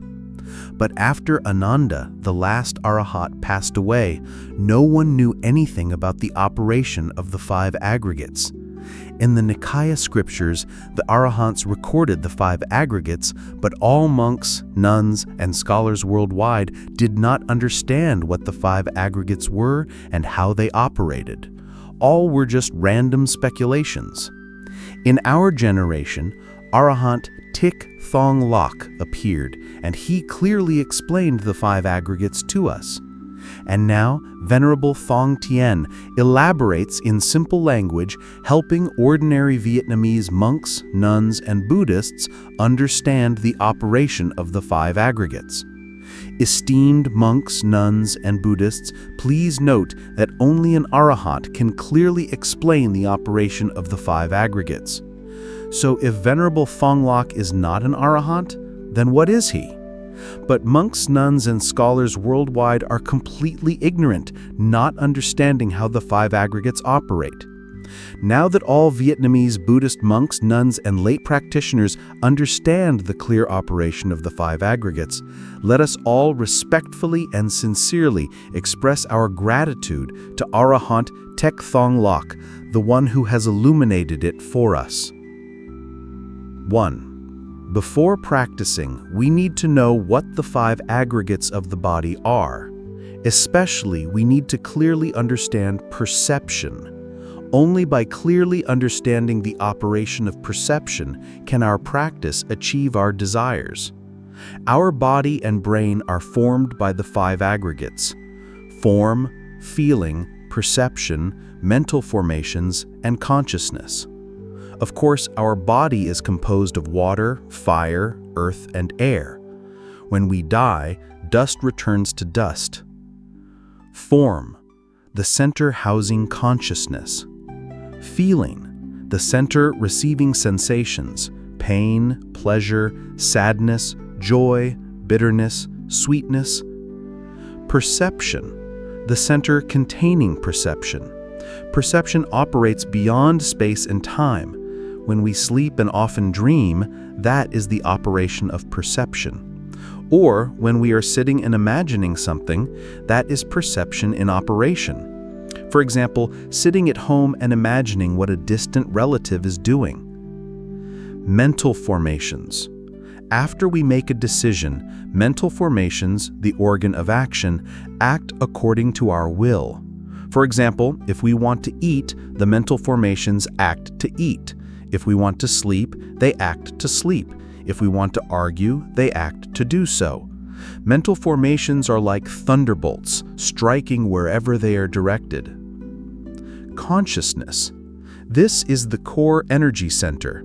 It sleeps dormant until we practice and attain threefold knowledge. Then, the threefold knowledge controls it. When this potential energy operates, it transcends space and time and is stronger than perception, therefore able to control perception. 2. Vietnamese Buddhist monks and nuns, be proud. We have Arahant Thich Thanh Lok, who just explained the aggregate of consciousness for us. Although Venerable Minh Shao had made great contributions by translating the Nikaya scriptures into Vietnamese, he could not have clearly known the operation of the 5 aggregates, especially the aggregate of consciousness. Only an Arahant can know. Why is it that only an Arahant can understand the aggregate of consciousness? Because only an Arahant has the threefold knowledge to control the operation of the aggregate of consciousness. It's very clear, isn't it? Let us be proud that we have the affinity to meet Arahant Thich Thanh Lok, a holy person who has illuminated for us the operation of the 5 aggregates that the Buddha taught to practitioners. Thus, Jesus Christ, Amita Buddha, Maitreya Buddha, gods, the Jade Emperor, together do not understand the operation of the 5 aggregates to teach us. This clearly confirms that they are all fakes. Only Arahant Thich Thanh Lok is the real deal, truly holy. 4. Suppose we are a king or queen, then consciousness is a loyal servant, always tending towards wholesome progress, wanting us to have a better life. Wholesome Dharma. Perception is a flattering servant, always wanting to satisfy our desires for bodily pleasure, delight, and intoxication. Unwholesome Dharma. Between consciousness and perception is the mind. The mind is like our child. Whether the mind inclines towards good or evil, we decide to follow accordingly. 5. It is necessary to understand. Consciousness plays it slowly until we mature. Then consciousness begins to operate, helping us understand worldly affairs, right and wrong, knowledge, the 4 noble truths. Meanwhile, perception has been operating since we were born. Moreover, perception has 33 levels of thought. To put it simply, it's like music with 7 notes: do, re, mi, fa, sol, la, si, that create countless melodies in many different languages worldwide. In contrast, perception has 33 terrifying levels of thought, giving us countless thoughts that perfectly satisfy our desires for bodily pleasure. Therefore, our mind always follows perception. Thus, the Buddha taught us the practice of wise attention. We use it like reins to train an unruly horse. We are the same. We must cooperate with consciousness and know how to use wise attention to train the mind according to our command. When we master our mind, it means we have conquered our own desires. Other religions and the false Buddha Amitabha teach their disciples that the mind is the heart, or the mind resides in the heart. Now Venerable Thong Ten confirms that they teach wrongly. So what is the mind? The mind is like our child. Even if we are old, our mind is still like a child. This child, if it follows perception, we become corrupted, indulging in desires. If the mind follows consciousness, we become holy individuals. Where does the mind reside? The mind wanders like an unruly horse. When we are in pain or joyful, it goes to the feeling aggregate. When we imagine, it runs to the perception aggregate. When we contemplate, it runs to consciousness in the form aggregate. When we argue, fight, or clash with others, it runs to the mental formations aggregate. When we sleep, it stays in the perception aggregate. By clearly understanding the operation of the mind as a shuttlecock, running back and forth among the 5 aggregates, which Venerable Thong Ten discovered and shared with monks and nuns and Buddhists for contemplation, we can see this. When we have an external impact, it is the mind that helps us react most quickly, and then consciousness helps us decide what to do. For example, if someone suddenly comes to hit us or provoke us, the mind immediately reacts in two ways, either hitting back immediately or enduring, or immediately becoming angry or enduring. Why are these two forms? If we hit back or become angry immediately, that is a natural reaction. But enduring is because the mind has been trained by wise attention. Please contemplate this. If I explain in detail, the paper will run out. After the mind reacts, then consciousness appears to reason and decide whether to fight or make peace. It is important to know that consciousness, the loyal servant, operates very slowly, very naive and rigid, making us annoyed and unhappy. Meanwhile, perception, the flattering servant with 33 levels of thought, always has many intoxicating and pleasurable tricks that we cannot refuse. We are the king. How can we refuse strong wine, beautiful women of the inner and outer palaces, delicious and luxurious food, fine dining, beautiful clothes, satisfaction and pleasure? Yet consciousness hinders us. That's not acceptable. To hell with it, we must enjoy ourselves first. Therefore, we must skillfully use wise attention to pull the mind out of the passion of desires and diligently practice, helping us attain the truth. To make it easier to understand, it's like a gambling addict.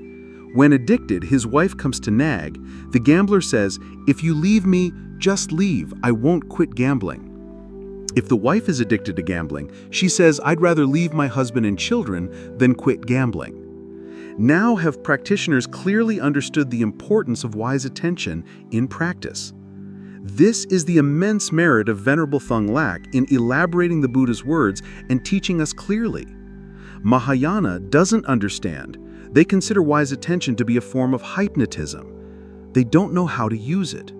Moreover, they speak out against Venerable Thong Lak, saying he teaches wrongly. They don't realize they are ignorant, arrogant, and rude to the holy Arahant Thich Thong Lak. Note: 1. When we attain enlightenment, where is the mind then? At that time, wise attention has tied the mind firmly to the form aggregate. Thanks to the mind staying still in the form aggregate, we proceed to enter meditative absorption and attain threefold knowledge. Completing the path of practice, morality, concentration, wisdom, bringing the ethics of humanity and cause and effect to the world by teaching people to practice correctly according to the right Dharma, hoping that everyone will attain the same fruit. 2. Friends who are close, husband and wife who are intimate, why do arguments arise? It is perception that harms us. The reason is that in perception, there are 33 levels of thought frequency. When the thought frequencies are compatible, they are close. When the thought frequencies are different, they argue. That's how it is. Therefore, we need to know about the operation of perception. Whenever you want to argue, the best thing is to avoid the situation or remain silent and use wise attention to dispel it. Then everything will be peaceful and happiness lasts long. 3. Scientists work with perception combined with consciousness because perception operates beyond space and time while consciousness operates very limitedly.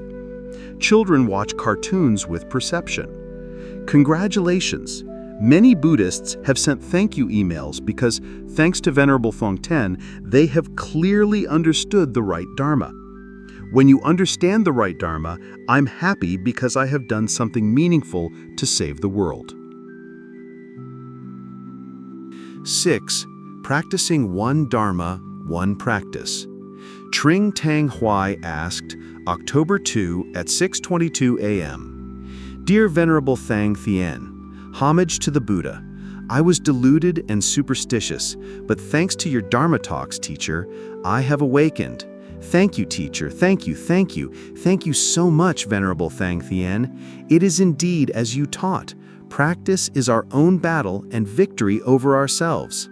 Teacher, I have been in the grip of addiction and delusion for many years.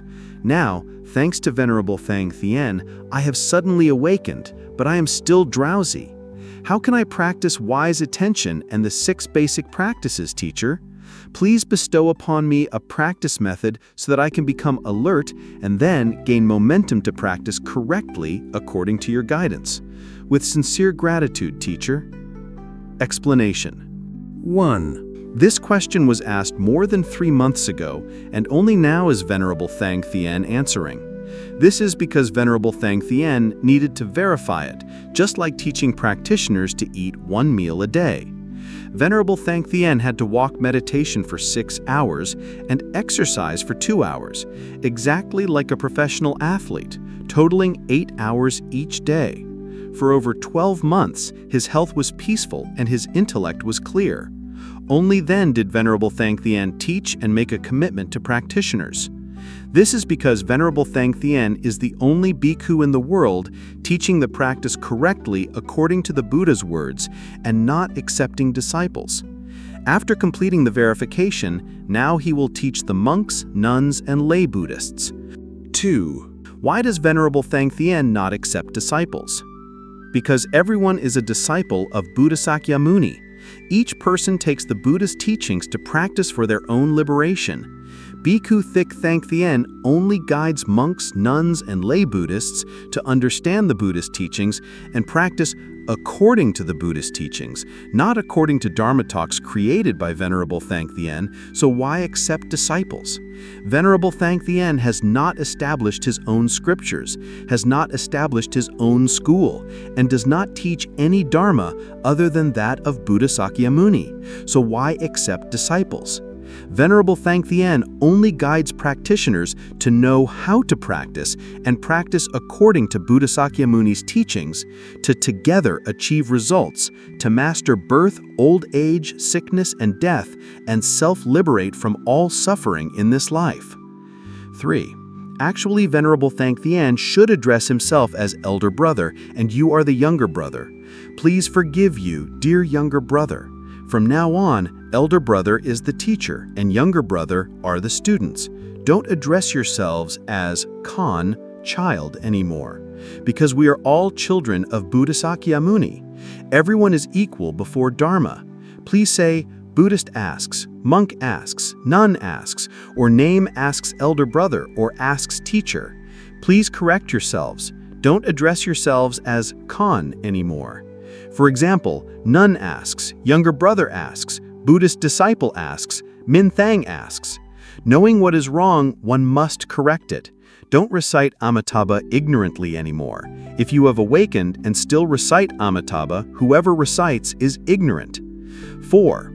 This is a unique practice that Venerable Thich Thanh Thien has just verified. This practice helps everyone. Whoever practices it will receive wonderful results. Unbelievable, but true. It is as follows. 1. Before sleeping, practitioners can sit or lie down as they wish. Breathe deeply and gently for 5 minutes. 2. When you start to feel sleepy, direct your intention for the time you go to sleep and the time you wake up. For example, if you sleep at 10 o'clock and wake up at 4 o'clock, direct your intention, why? Go to sleep. Remember to wake up at 4 o'clock. Keep directing your intention like this, and after some time, your mind will automatically adjust to the correct time and wake you up. Don't worry uselessly.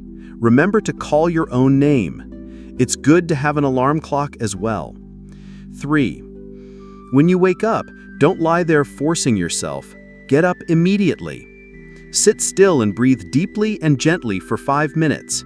When breathing, watch the philtrum, the area between your nostrils and upper lip. Just watch. Don't pay attention, don't focus, or your mind will be suppressed. You will get a headache and your face will become tense. Just watch, and when you are accustomed, your mind will automatically pay attention without you knowing it. This will make you feel light, comfortable, and at peace. 4. When your mind is accustomed to 5 minutes, increase the time as you wish, individually. If you can increase it to half an hour, it will be very wonderful. 5. After 3 months, you will feel your body comfortable, refreshed, and light. Your mind will be more alert and clearer. Your temperament will be extremely gentle and lovely. At the same time, you will no longer fear illness. 6. This practice is beneficial for everyone. You will no longer have anxiety or worry. Especially for students, it helps them memorize lessons quickly, and when entering the exam room, they will no longer have anxiety or worry, which causes them to forget what they have learned and fail, becoming sad and jumping into the river to seek Amitabha to be taken to the Western Pure Land. This practice helps athletes and players not to be out of breath when competing for the champion title. 7. Long walking meditation. Teacher, please show me how to do long walking meditation. Yes, long walking meditation sounds easy at first, but in actual practice, most people do it incorrectly. Many Buddhists have asked me about the method. I've been trying to find a way to explain it clearly for everyone to understand. That's why it has taken me until now to respond. To those who asked long ago, please don't feel disappointed with me. 1. Walk normally. Whoever tends to walk fast, walk fast. Whoever tends to walk slowly, walk slowly. That means walking according to your own nature. But it must be leisurely, gentle, unhurried, and comfortable. 2. When walking normally, people look at the scenery and watch others. But when doing walking meditation, focus on watching your feet as you step. Just focus. Don't bow your head to look down, which will make you tired. Occasionally, glance ahead to be careful. 3. While walking, continuously direct your attention. 1. Walk so that your legs become strong as rock. Walk so that your mind is firm to practice to the end, contemplating detachment from greed, detachment from anger, detachment from ignorance. 2. Walk for a while, then direct your attention consistently. For example, my mind is as white as a seashell, contemplating detachment from greed, detachment from anger, detachment from ignorance. 3. Walk for a while, then direct your intention to expel whatever you want from your mind. For example, feelings are impermanent. Lust, leave my body. Contemplating detachment from greed, detachment from anger, detachment from ignorance. That's enough for one song. 4. While walking, just sing this song over and over again. Once you are accustomed, you will walk like that endlessly without getting tired and without being aware of the track of time. 5. What are the benefits of walking like this? 1. It combats drowsiness. 2. It cures laziness. 3. It increases willpower and enthusiasm for practice. 4. It brings abundant health. 5. Wise attention becomes skillful. 6. You are no longer aware of the passage of time. 7.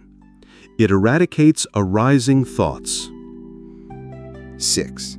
Eradicating arising thoughts is the key, the foundation that helps us comfortably practice the mindfulness of breathing. Mindfulness meditation, letting go of the mind, directing the mind, concentrating the mind, and detaching from desires and unwholesome dharmas. Because all the above practices lead to the result of eradicating arising thoughts, so that later we can easily enter meditative absorption. 7. What other benefits are there to practicing long walking meditation regularly? Those with serious illnesses, by walking continuously and directing their attention persistently, will unintentionally get rid of their illnesses. 8. Practicing according to the right dharma means cultivating in oneself an enthusiastic spirit eager for practice. This is different from the way Mahayana often teaches, which is sluggish, artificial, performative, and dull. That is, when they do walking meditation, they walk sluggishly step by step, suppressing the mind. They put on a solemn and humble demeanor, suppressing the mind. They always pay attention to whether anyone is watching them, which means they have to act because they are afraid of making mistakes, afraid of being known. They need to conquer others' perception of them practicing, which is performance. They practice in a sleepy state, making people become sluggish. 9. Practicing according to the right Dharma means being strong and comfortable, and creating an enthusiastic spirit for oneself without needing to pay attention to anyone. For example, when we practice the 6 basic practices for too short a time, we might feel a bit bored or discouraged. Just be natural, close the door, tiptoe, jump up and down to create an enthusiastic spirit ready to charge into battle against the desires of our hearts. Remember not to jump or walk too much. Gradually increase the time. In addition, initially, if we practice the 6 basic practices for too short a time, if possible, we can practice them 1, 2, or 3 more times in suitable sessions depending on our circumstances. We must always direct our intention as if practicing singing. 10. When walking meditation and encountering someone walking in the opposite direction, do not greet them because we are not looking outside. 11. Wonderful things will come. When seriously ill or near death, you'll feel your body naturally responding, entering into practice on its own, bringing you peace and joy. 8. Wise attention. What is wise attention? It is using concise words, directly addressing the issue we want the mind to become familiar with. We always, regularly, and persistently remind the mind to memorize it. And once the mind is familiar, it will habitually follow our commands. For example, we are accustomed to eating animal flesh. Now we quit and switch to vegetarianism. We feel stomach churning, nausea, discomfort, and get hungry quickly, making us feel weak, unstable. Now we always recite the sentence, "I should be vegetarian. Eating animal flesh is cruel and terrible." When the mind is familiar with this at some point, we decide to be vegetarian. We eat very deliciously and no longer crave animal flesh. When we are accustomed to vegetarianism, we will feel disgusted and terrified when we see people chewing greedily on animals. We will shudder and walk away. Remember, we must remind the mind to become familiar first and then practice. 1. Why must we train the mind to become familiar with the words of wise attention? Because the mind is like our child. Whatever it demands, we tend to comply. It often runs off to play with perception, because as soon as we are born, the mind is already drawn along by perception. Therefore, the mind is accustomed to living according to desires. Now, as our consciousness matures, we read the 4 Noble Truths. We understand that our life is impermanent and full of the suffering of birth, aging, sickness, and death, and we decide to practice to overcome suffering, so we must minimize desires. To minimize desires, we must train the mind to gradually renounce desires, that is, to gradually move away from the influence of perception. To make the mind gradually move away from perception, we must always, regularly, and persistently remind the mind of wholesome dharmas. By remembering wholesome dharmas, the mind will willingly gradually move away from the influence of perception and move towards becoming friends with consciousness. 2. How do we know if that reminder is effective for the mind? Let's conduct an experiment with 2 young children going to school. One mother tells her child, "Remember, dear, if anyone teases you, don't fight back. Go see the teacher, okay? Tell the teacher and the teacher will punish them." So the little girl memorizes her mother's words. The next day at school, when someone comes to tease her, she immediately silently runs to find the teacher. The other child's mother tells her, "When you go to school, if anyone teases you, hit them first. Don't be afraid. Mom is here for you." So the next day, as soon as someone comes to tease her, she immediately follows her mother's words and retaliates. This is evidence that however the mother instructs, the child memorizes it. Memorizing is reminding the mind. Once the mind remembers, when faced with a situation, the mind reacts exactly according to the reminder, because the mind is always the first to react when there is a conscious impact or a physical impact from the outside. The immediate reaction of fighting back originates from the mind due to habit or a previously noted reminder. Then consciousness and perception intervene to resolve the issue that has occurred. 3. To understand this personally, A. We always remind ourselves, big problems become small, small problems become nothing. Once the mind is familiar with this, when we encounter a situation where someone comes to provoke us, we naturally don't fight back, but calmly ask, "What's the matter?" Once we know the situation, through consciousness we handle it wonderfully, everything falls into place and the boat sails smoothly. B. You heard news of a cheating husband and reminded yourselves, "When you get back here, you'll know who you're dealing with. I'll teach you a lesson." So as soon as the husband walks through the door, you immediately pounce and attack. Chaos ensues. C. Conversely, if we direct our attention, it's a common thing in the world, men who go out meet women and become infatuated. If he comes home, everything is settled. Just let it go. When you see your husband come home, you cheerfully ask about him and don't mention the affair at that moment. Thus, the home is peaceful and happy. 4. You must know how to use concise phrases of wise attention that suit your own state of mind. Absolutely do not imitate. Even if a phrase of wise attention is good, it is good for the person it suits, not necessarily for you. Therefore, you must create your own phrases that your mind can easily become familiar with. The general meaning is the same, but the style of writing is different, so we need to choose words that our mind likes so that the mind will quickly become familiar and remember for a long time. For example, if you are in a mood for Vietnamese opera and use a powerful phrase of wise attention, your mind will not accept it, will it? 5. There are 3 things to practice with wise attention. A. Long-term wise attention. Venerable Tong Lok used the phrase, "The mind is as white as a seashell." Detach from greed, detach from anger, and detach from ignorance. Why practice long-term wise attention? It is so that our mind rejects all temptations. On our path of practice, many temptations will come to us, but thanks to our constant, regular, and persistent long-term wise attention, once the mind is familiar, when temptations come, the mind can easily ignore them, no matter how delicious the bait is. What if we don't practice long-term wise attention? Then, when temptations come, we have a choice. The bait is too delicious, making us unable to refuse, and thus our practice becomes futile in an instant. Remember, not to imitate the phrase of wise attention. Create one according to your own nature. B. Short-term wise attention aimed at resolving each thing we need to accomplish.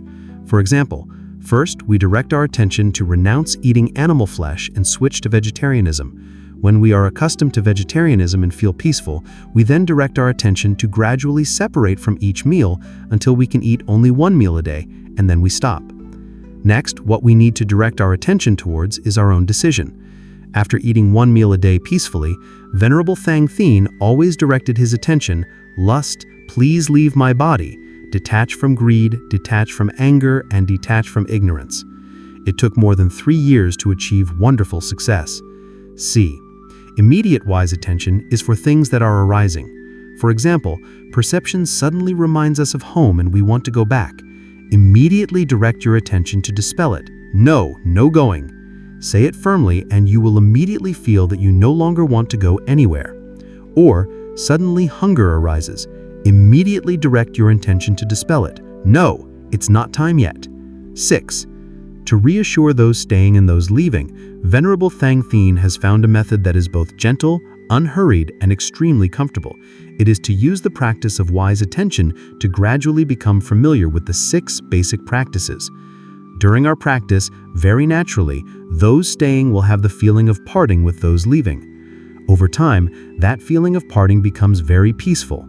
When we have practiced successfully, we can now part extremely comfortably. Those staying urge those leaving to set out on their journey, and those leaving enthusiastically carry the belief in self-conquest. Because all anxieties, fears, doubts, and worries have been tested. Sadness of missing someone we don't fear, hunger and thirst we don't worry. Now solitary dwelling is heaven for us to eagerly fight the enemy of birth and death in our lives. It's clear, isn't it? This is the skill that Venerable Thich Thien has achieved and shared with practitioners. If one hasn't practiced successfully, what would they know to share? The most wonderful art of parting is when those staying have had enough time to prepare psychologically, and those leaving have prepared their belongings fully, so their farewell has no more lingering feelings or anxieties. The most difficult thing for us is the fetter of affection. And when the fetter of affection is peacefully severed, our 2 feet have already been placed on the boat of the Dharma. 7. Never misunderstand that you must repay all worldly debts before becoming a monk or nun. Worldly debts are never fully repaid. The Buddha taught that standing still is sinking, moving forward is drifting. Only by becoming a monk or nun can you overcome the torrent of desires. Achieve mastery over birth, aging, sickness, and death, and transcend rebirth as a suffering human being. This is equivalent to wiping away worldly debts. So when you decide to become a monk or nun, leave your husband, wife, and children to society. Each person has their own cycle of birth and death. We don't need to worry. When their conditions are good, sometimes being away from us leads to a better life for them. If they struggle, that is the karma they must bear. As for us, if we are still attached and worried about them, then don't become a monk or nun. And don't arrange anything for them. It's better to let their lives unfold according to their own circumstances. 8. How to overcome sloth and torpor, laziness, drowsiness, and dullness. With Venerable Thich Thanh Thien's experience, he did long walking meditation for 6 hours every day. Just a few days into the 3rd month, he naturally became enthusiastic about practice and was no longer sleepy. The first week he walked meditation for 1 hour, the second week he increased it to 2 hours, the third week to 4 hours, and the 5th week to 6 hours. There might be a question, why does the elder monk teach to eliminate sloth and torpor differently from Venerable Thich Thanh Thien? Because the elder monk teaches those who already know how to practice. Venerable Thich Thanh Thien guides those who don't know how to practice, starting to become familiar with the Buddha's teachings. Once they are familiar with the Buddha's teachings, practice becomes easy. 9. How to resist hunger before mealtimes. Feeling hungry before mealtime is because perception reminds us, but we are not really hungry yet. Therefore, before mealtime, we do walking meditation or find something to do, and then we eat at the right time. Do this a few times, and the mind will become accustomed and no longer feel hungry before mealtime. Wonderful. Once accustomed, we don't feel hungry after meals either. And a strange thing happens. After eating, we always feel full and don't crave food at all. Even if food is placed in front of us, we don't care. 10. How to stay in seclusion without perception reminding us to be sad. Focus on practicing the 6 basic practices and the practice we have chosen. Be mindfully aware and direct your mind. Once accustomed, you will forget all the events happening around you, including the time that is quietly and peacefully passing. If thoughts arise, use immediate wise attention to dispel them right away. 11. Is eating 1 meal a day peaceful? Venerable Thich Thien verified this by going to the gym and exercising like a professional athlete for over 12 months, and he still felt peaceful and healthy. From this, he affirms that for laborers, eating 1 meal a day is still good, and they will have extra money for other things. Furthermore, thanks to being proficient in eating 1 meal a day, the illness of lust gradually and wonderfully disappears, bringing peace. 12. How to resist hunching and back pain. Practice walking a lot and straightening your back. When sitting, pay attention to straightening your back and placing the chair at your buttocks, then lean back as if exercising. Once accustomed, you will naturally become energetic and no longer have hunching or back pain. Venerable Thich Thien, at 65 years old, had back pain and was lazy because of the defilement of lust. At 67 years old, thanks to meeting Venerable Phung Luk, who illuminated the right Buddha Dharma, and his determination to practice as described above, after 4 months, he became extraordinarily healthy and no longer had any aches or pains. When it's time to sleep, direct your attention to sleep. If you want to wake up at a certain time, direct your attention at the same time as you direct your attention to sleep. Then you will automatically wake up at the right time, wonderfully unbelievable but true. Remember to call your own name when directing your attention. Thanks to that, the mind remembers clearly and follows our command. If you call someone else's name, the mind will not follow your will. 13. How to treat insomnia. Direct your attention before sleeping, and at the same time, direct your attention for the wake-up time. Once the mind is accustomed, whenever you want to sleep and whenever you want to wake up, just direct your attention and the mind will habitually work according to the time you want. 14. Is the mind divine, that it knows the time? It's too hard to believe. It's not divine at all. The mind doesn't know the clock, but it is accustomed to timing. Because we use directing your attention, the mind is accustomed to that command and acts accordingly. The right Dharma is about practicing and experiencing on the body to see clear results. There are no deities involved. 15. How to verify to know the truth. Show a 3-year-old child a cartoon, let it watch it at 9 o'clock, and turn it off at 9:20. Do this a few times, then observe the child. The child doesn't know how to read a clock, but exactly at 9 o'clock, the child will automatically go to turn on the TV to watch the cartoon, and at 9:20, even if the cartoon is still on, the child will turn it off. This clearly confirms that the child's mind works according to habit. 16. We have been poisoned by the Mahayana practice of prayer, supplication, and reliance for over 2,500 years. Now encountering the right Dharma, it is too new and strange. We are still bewildered and dazed, like a golden deer stepping on dry golden leaves. Therefore, we need to gradually train our mind to become familiar with the Buddhist teachings and slowly expel the wrong teachings from our body. Don't be in a hurry. The mind is like a child. Practice slowly, both playing and learning, to get the mind accustomed. If you are impatient and push too hard, you will suppress the mind, causing you to feel uneasy and give up. Therefore, practicing according to the right Dharma is gradual, slow. Don't worry about time. Don't worry about what will come. Use the practice of directing your attention to become familiar with the 6 basic Buddha's teachings. When the basic teachings are familiar and proficient, then enter the stream of the holy ones. Fight the enemy of birth and death with comfortable and peaceful faith. Fight and win successfully. 9. Cultivate 6 basic practices. To the esteemed monks, nuns, and lay Buddhists who dearly and respectfully love Venerable Thongo Lok. When you dearly and respectfully love Venerable Thongo Lok, it means you have implicitly acknowledged that he has illuminated the right Buddha Dharma. He brings hope to us to practice correctly according to the Buddhist teachings so that we can all achieve mastery over birth, aging, sickness, and death, and transcend rebirth as suffering human beings in our lives. Bhikkhu Thich Thanh, as a disciple of the Venerable Elder, thanks to his master's guidance and his own successful practice, now shares this with you so that you can all attain the truth that Arahant Thich Thongo Lok has propagated to the masses. Bhikkhu Thich Thanh shares what he has practiced and achieved. Absolutely, Bhikkhu Thich Thanh does not discuss vague and frivolous theories, speaking without doing, wasting your time.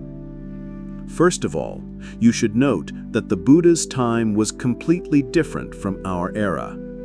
Therefore, depending on the situation, we create suitable conditions for practice. The important thing is that we still practice the Buddha's teachings correctly, harmonizing rhythmically with the current state of each of us.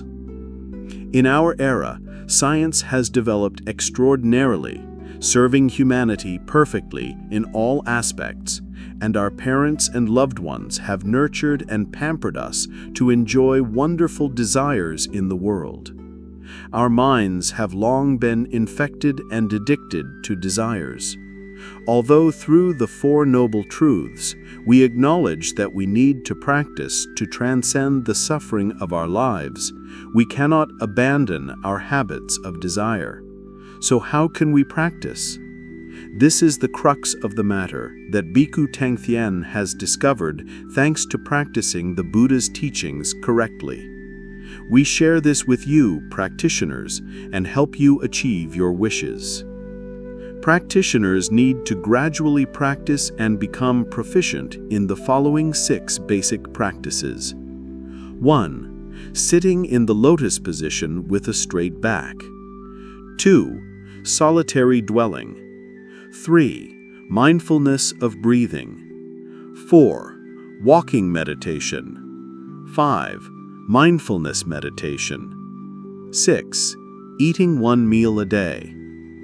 Things to remember. 1. Our practice is to train the mind to become familiar and remember. Therefore, we start practicing with very short periods of time, and when the mind is accustomed to, we gradually increase the duration. Absolutely, never increase the time too quickly and ruin your progress. Because the initial periods are very short, we can practice many times. 2. We must practice exactly at the time we have set. The start and end times must be precise. For example, if we set 7 p.m. and practice a certain method for 10 minutes, we must start exactly at 7 p.m. and stop exactly after 10 minutes. We should remember that we are training the mind to become familiar. 3. Before practicing any method, we must direct our attention, and also when we stop, we must direct our attention. Directing our attention is training the mind to habitually obey our commands. Thanks to the skillfulness of wise attention, we can control the mind. This means we practice gradually to master the mind. 4. We must practice daily, just like doing exercise. We practice as if playing. Don't worry, don't be anxious, don't expect anything. Just let the Buddha's teachings gradually enter the mind naturally, making the mind develop an unbreakable habit. This means that when practicing, we only pay attention to our body. We observe what appears on our body, how our body and mind transform. This is the secret of practicing the right Dharma. 5. There are 2 stages of practice. A. Stage of gradually becoming familiar with each practice. 1. Sitting in the lotus position with a straight back. For beginners, sit for only 2 minutes. Older people can lean against a wall. Remember to direct your attention. Sitting in the lotus position with a straight back. I know I am sitting in the lotus position with a straight back. Detaching from greed, detaching from anger, and detaching from ignorance. When finished, direct your attention. Stop. I know I am stopping, detaching from greed, detaching from anger, and detaching from ignorance. Those who can already sit comfortably just sit normally. 2. Solitary dwelling. Each time, sit in a closed room for 10 minutes without talking, hearing, knowing, seeing, or thinking about anything. No matter what is happening outside, ignore it. We don't need to know. Direct your attention. Solitary dwelling. I know I am in solitary dwelling, detaching from greed, detaching from anger, and detaching from ignorance. When the time is up, stop. I know I am stopping, detaching from greed, detaching from anger, and detaching from ignorance. 3. Choose one of the mindfulness of breathing methods taught by Venerable Thongo Lok. Practice it for 5 minutes. Direct your attention. Breathing. I know I am breathing in and out, detaching from greed, detaching from anger, and detaching from ignorance. Then silently focus on the in-breath and out-breath at the philtrum. When the time is up, stop.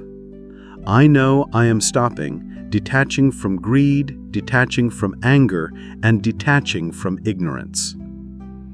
4. Choose one of the walking meditation methods taught by Venerable Thongo Lok. Practice it in 10 minutes. Direct your attention. Walking meditation. I know I am walking meditation. detaching from greed, detaching from anger, and detaching from ignorance. When sitting down, I know I am sitting down, detaching from greed, detaching from anger, and detaching from ignorance.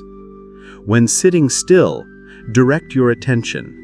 Breathing, I know I am breathing out and in. Standing up, I know I am standing up. Walking, I know I am walking meditation.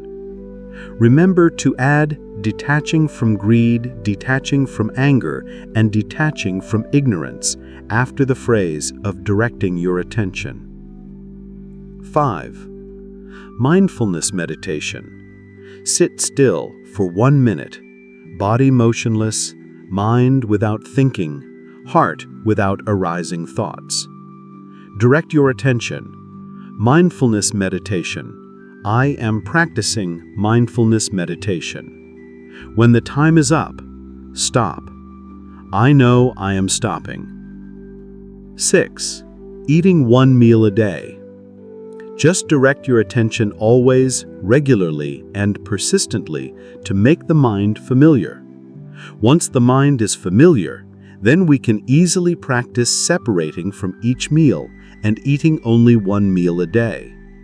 Direct your attention. I will eat only 1 meal a day. If others can do it, I can do it too. Remember, directing your attention can be boring, but we must do it because it is what we remind the mind to become familiar with. When the mind is familiar with our command, that's when we will be surprised. We have mastered our mind. B. Stage of combining practices into a regular cultivation. After we are accustomed to the above 6 practices, we then combine them into a regular routine of practice. After practicing each method for the allotted time, we must rest for a few minutes, and during the rest, we use mindfulness meditation. Solitary dwelling is combined with sitting in the lotus position, combined with mindfulness of breathing, combined with walking meditation, combined with mindfulness meditation. The combination is designed by the practitioner according to their own state of mind. Initially, the duration is short, and once accustomed, we gradually increase the time to occupy the entire time of our lives.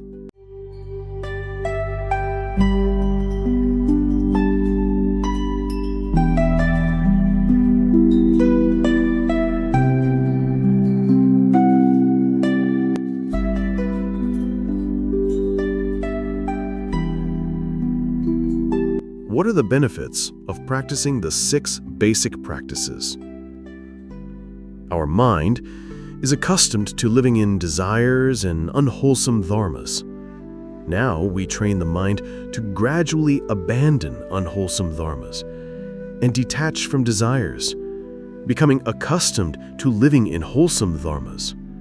This means we gradually detach from desires and unwholesome dharmas, helping the mind to become familiar, not causing suffering to ourselves, not causing suffering to others, and not causing suffering to sentient beings through body, speech, and mind, exactly according to the Buddhist teachings.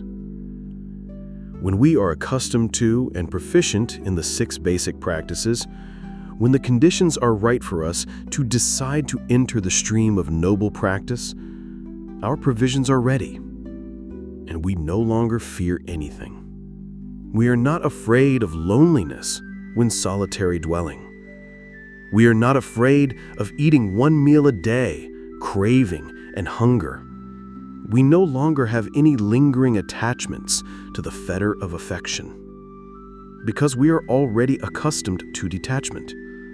The basic practices are already familiar to us, so combining them with a practice we choose is extremely wonderful, helping us to confidently and diligently practice until success. On the other hand, if we cannot detach from desires and cannot abandon the fetter of affection, we just calmly practice like doing exercise And when we approach the near-death karmic period, we will receive two great benefits. Because we are already familiar with the Buddhist teachings, at that time, thanks to the natural reaction in our body and mind, it helps us attain enlightenment at the moment of death. In this case, many practitioners in the Buddhist time attained enlightenment at the moment of death. Because we direct our attention to nurture the mind of practice, we will transcend and not be reborn as an animal. And we will become a person who encounters more good conditions. This is what the Buddha taught. Standing still is sinking. Moving forward is drifting. Only by overcoming, that means only by practicing, can we escape the debt of karma. Eating one meal a day, don't worry or fear. Venerable Thich Thanh Thien verified this for 1 year by going to the gym and exercising like a professional athlete 2 hours every day. His health was very good, and he had an extremely peaceful and comfortable state of mind. The teacher guarantees that laborers can still eat 1 meal a day peacefully and have extra money for other things. Especially, the desire for lust disappears.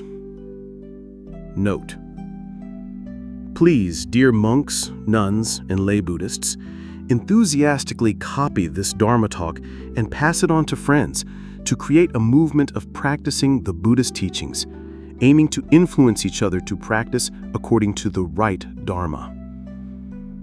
Everyone wants to practice, but they lack the motivation to do so. Therefore, we should create mutual support to generate motivation for our practice. Just gradually practice to get the mind accustomed, like teaching children while they play and learn. Never worry or rush, or you will fall into a state of suppressed mind. The art of practice. Many Buddhists send words of complaint.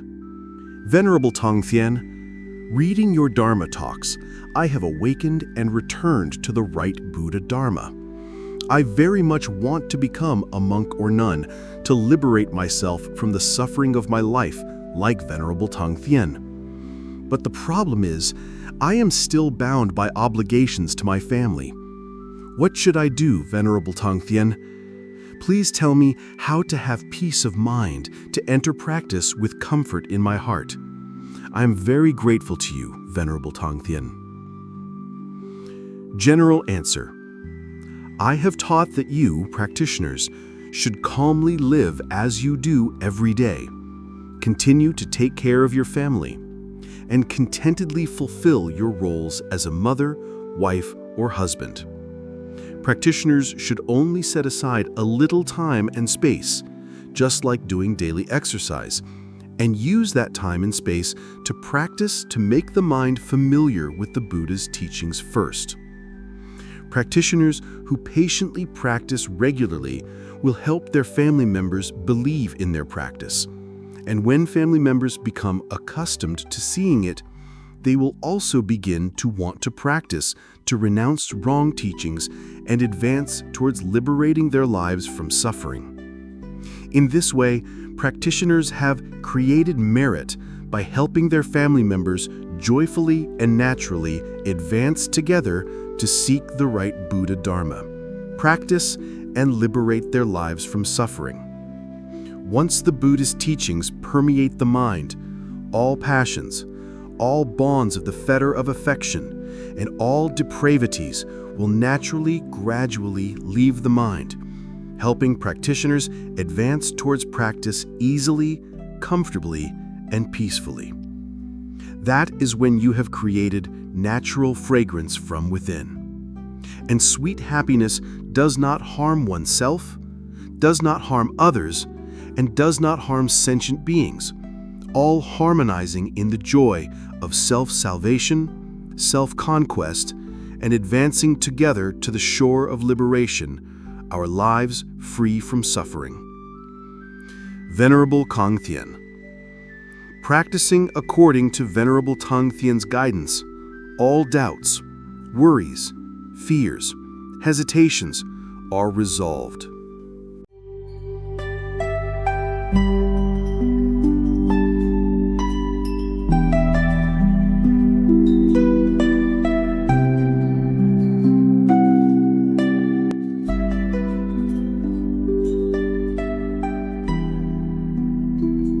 Wise attention and 6 basic practices.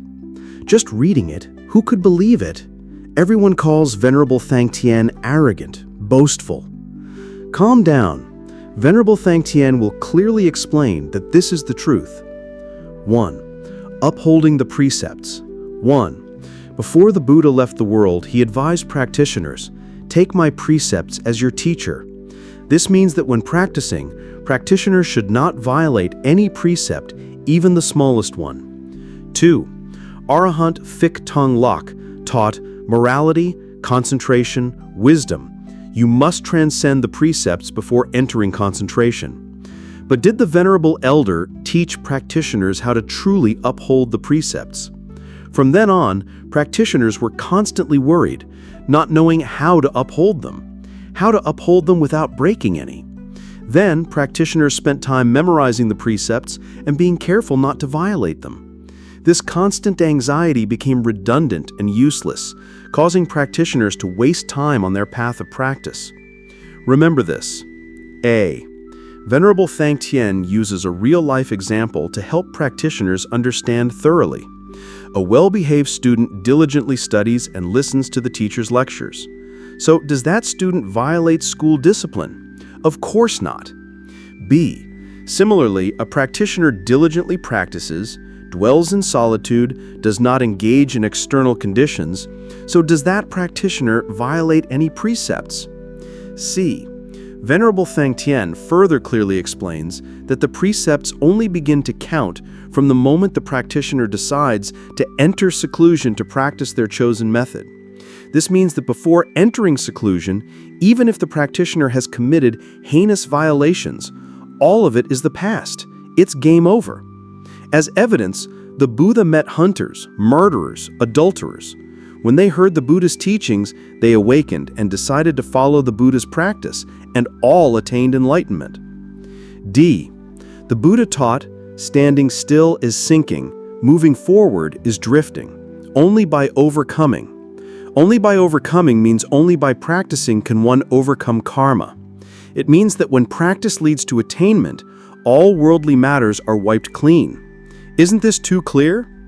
Practitioners who know how to practice correctly, and choose a method that deeply enters their mind becomes the Buddha's mind, and they have attained enlightenment. Clearly, practitioners don't need to know what the precepts are, and they have peacefully and comfortably transcended the precepts, haven't they? However, before practicing, practitioners only need to skim through the precepts to know them without worrying about them. 2. Detachment from desires and unwholesome dharmas, growth of wholesome dharmas. 1. The Buddha taught, detached from desires and unwholesome dharmas, one enters the first jhana. But did the Buddha teach how to detach from desires and unwholesome dharmas? 2. Arahant Thich Thanh Lok taught practitioners that they must detach from desires and unwholesome dharmas and grow wholesome dharmas for the practitioner to become completely virtuous. But did the Venerable Elder teach practitioners how to detach from desires and unwholesome dharmas? He only suggested to practitioners that the easiest practice is the 4 right exercises. A. So here is the question Venerable Thich Thanh poses to practitioners and those who proudly claim that Venerable Thong Lok taught completely and clearly. Please tell Venerable Thich Thanh, how do you practice detaching from desires and unwholesome dharmas? Surely you are all dumbfounded. You understand it but cannot practice it. At most, it's just imagining drawing an elephant. B. Whoever practices wise attention and the 6 basic practices proficiently will automatically detach from desires and unwholesome dharmas and grow wholesome dharmas. Isn't that wonderful? C. Why is that so? Being able to eat only 1 meal a day, you'll automatically detach from desires. living in solitude, without external conditions, the six senses automatically returning to the mind is detachment from desires and unwholesome dharmas. D. Clearly, detachment from desires is peaceful and natural, and unwholesome dharmas automatically leave the mind, creating space for sweet, wholesome dharmas to arise. This is in accordance with the Venerable Elder's teachings, and we detach from desires and unwholesome dharmas and leisurely enter the first jhana. This is in accordance with the Buddhist teachings. What could be more wonderful? 3. How to completely let go of the mind. When Venerable Thong Lok received practitioners, he told them to enter their dwelling and gradually purify their mind. Practitioner Thang Tien entered his dwelling and went crazy. The master told him to enter his dwelling and let go of his mind, but the master didn't teach him how to let go of his mind. He just sat there dumbfounded, thinking this and thinking that without knowing how to let go. He was going crazy. At this time, where could he find the master who was hiding from being hunted to ask for guidance? Now, Venerable Thang Tien clearly teaches practitioners. Letting go of the mind is precisely detaching from desires and unwholesome dharmas. Aren't the 6 practices Venerable Thang Tien teaches automatically letting go of the mind peacefully, sweetly, and completely? Because when practitioners live in solitude and practice, the 6 senses are no longer led away by the 6 sense objects. So how can the mind still be disturbed? Isn't it too clear? 4. How to detach from greed, anger, ignorance, pride, and doubt. This is what makes practitioners worried and anxious. The Venerable Elder advised practitioners it is not easy to detach from greed, anger, delusion, pride, and doubt. They lurk somewhere. You must contemplate to find them and drag them out. It's too simple. Wise attention and the 6 basic practices help practitioners gradually bring the 6 senses back to the mind, no longer contacting the 6 sense objects. So where can greed, anger, ignorance, pride, and doubt still exist? Isn't that right? The reason for greed, anger, ignorance, pride, and doubt is the contact of the 6 senses with the 6 sense objects. 5. What is directing the mind? How to direct it? Directing the mind has 2 key points. A. Directing the mind to where it needs to go. For example, we direct our mind to want to practice correctly according to the right dharma. Or we direct our mind to want to be vegetarian. Eating animal flesh is like being a demon. B. Direct the mind inward to the body, so that the mind is not dragged around by the sense objects. Reading this far, practitioners understand and see the truth, don't they? Just practice wise attention and the 6 basic practices proficiently, and automatically, practitioners will perfectly practice the things written above, won't they? 3. Leaving behind the fetter of affection.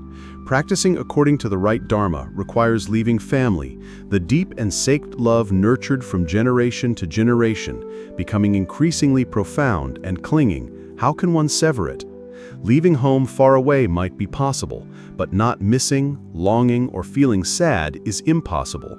Forcing oneself to leave with a clenched stomach is clearly suppressing the mind. 1. The Buddha only taught those who were ready to leave home to practice without any ties or lingering attachments, but the Buddha never taught those bound by sacred family obligations by what method those staying would not be sad, and those leaving would have peace of mind to practice and attain the truth. 2. Arahant Thich Thanh Lok continued the tradition of urging practitioners to leave family and live in solitary dwelling. They should not have longing, so that both feet could be placed on the boat of the Dharma, advancing towards the 3 knowledges. 1 foot on the path, 1 foot in the world, the boat stands still, the path is not achieved, and the world is left unfinished.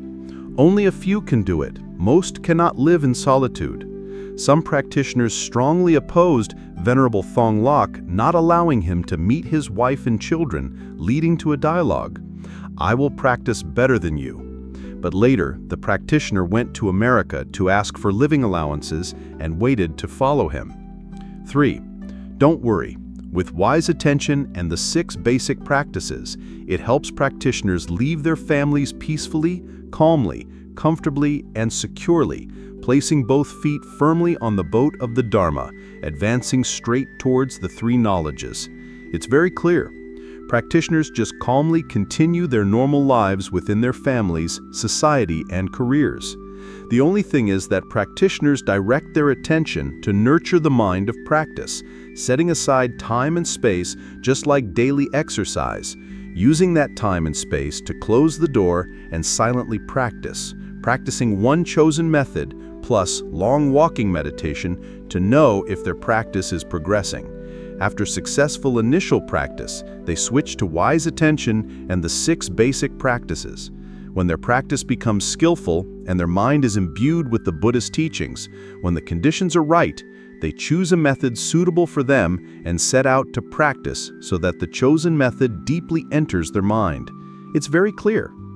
A. For those staying, they have prepared themselves psychologically throughout the time we practiced at home. They warmly and comfortably see us off with much hope, waiting for the day we achieve self-conquest, and they themselves also yearn to practice. B. For practitioners, their provisions are fully prepared.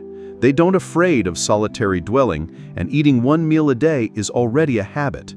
Thus, we leisurely step on to the boat of the Dharma, and the fetter of affection is like a severed thread with no more lingering attachments. It's very easy to understand. When practitioners are accustomed to solitary dwelling, the 6 senses automatically turn inward to the body. At that time, practitioners no longer worry about worldly matters, but are focused on taking care of themselves. Therefore, practitioners advance straight ahead, climbing up to place both feet firmly on the boat of the Dharma, exactly as Arahant Thich Thanh Lok hoped, isn't it? C. During practice, practitioners must know how to harmoniously combine the wise attention taught by the Buddha and the progressive practice shared by Venerable Thich Thanh to practice the 6 basic practices perfectly, so that everything goes smoothly onto the boat of the Dharma, advancing towards the 3 knowledges without being hindered by storms. Clearly, Venerable Thich Thanh teaches practitioners wise attention and the 6 basic practices to help them leave behind the fetter of affection easily and peacefully. Isn't that right? 4. Leaving behind perception. Practitioners must understand that although perception harms our lives and we want to leave the influence of perception, it is not that we leave perception, but that the mind must leave perception. We ourselves cannot leave perception. Why is that?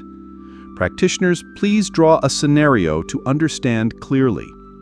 A. We are the king. B. Our physical body is the royal palace. C. To our left is consciousness, the loyal servant. D. To our right is perception, the flattering servant. E.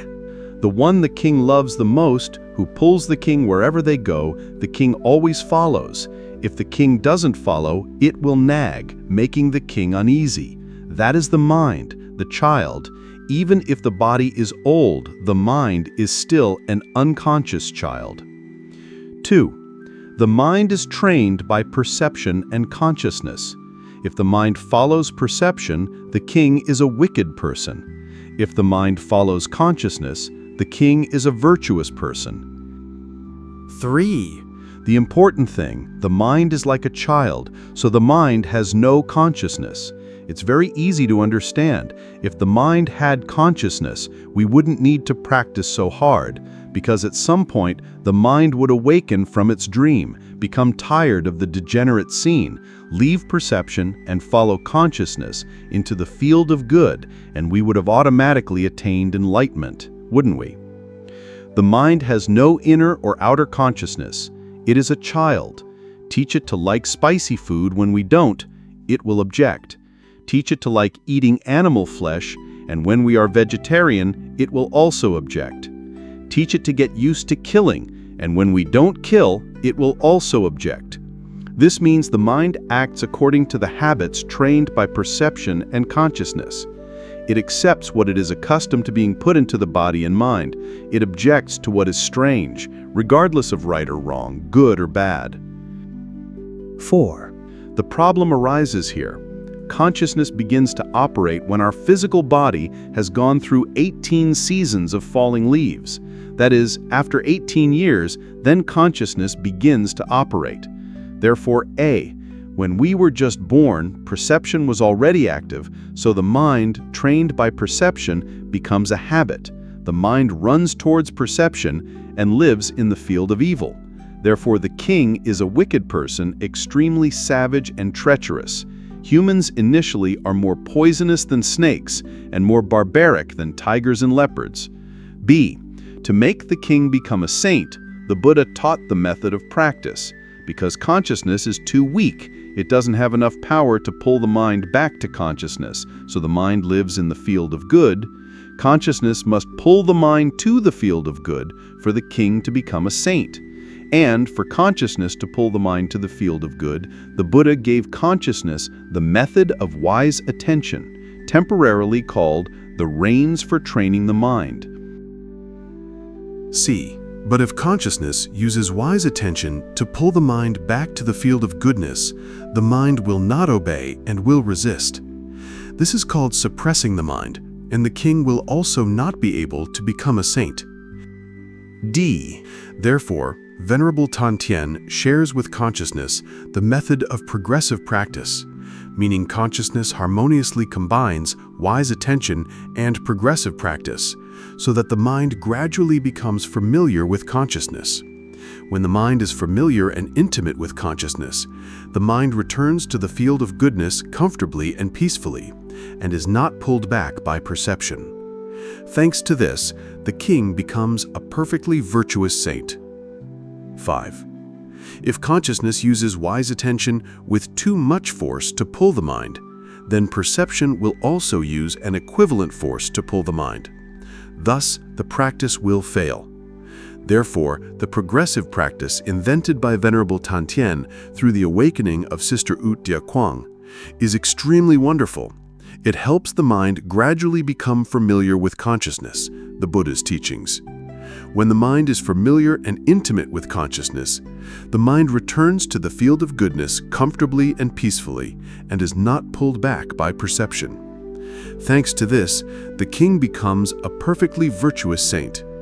From then on, the king masters the mind and leads the mind to the field of goodness, entering immovable concentration, and the king can leisurely enter meditative absorption and attain the threefold knowledge without any more difficulty. 6. To help the mind peacefully return to consciousness with willing good intention, Venerable Thich Thanh Thien has taught practitioners wise attention and 6 basic practices. When practitioners skillfully practice wise attention, the mind peacefully leaves perception and returns to consciousness, obediently following the king's command to enter immovable concentration, so that the king can enter meditative absorption, attain the 3 knowledges, and attain enlightenment, our lives free from suffering. Clearly, the method Venerable Thich Thanh Thien teaches is extremely wonderful, isn't it? 5. What does perception do when the mind leaves perception and enters the field of wholesome energy? 1. The Buddha affirmed that after we stop breathing, perception does not immediately leave the body. Perception will leave the body approximately 6 days later. 2. Arahant Thich Thong Lok also agreed with this. He said, if one is a practitioner, they should preserve the body for 6 days so that perception can continue to practice. 3. Practitioners who follow the path of perception also sense this. 4. Venerable Thong Tin affirms that when the mind enters the field of wholesome energy, perception turns towards the right path and practices according to the right path. Thanks to this, many people with affinity attain enlightenment right at the moment of death. Typically, the Buddha's father and several other elderly individuals attained enlightenment right at the moment of death. That is because perception continues to practice for us.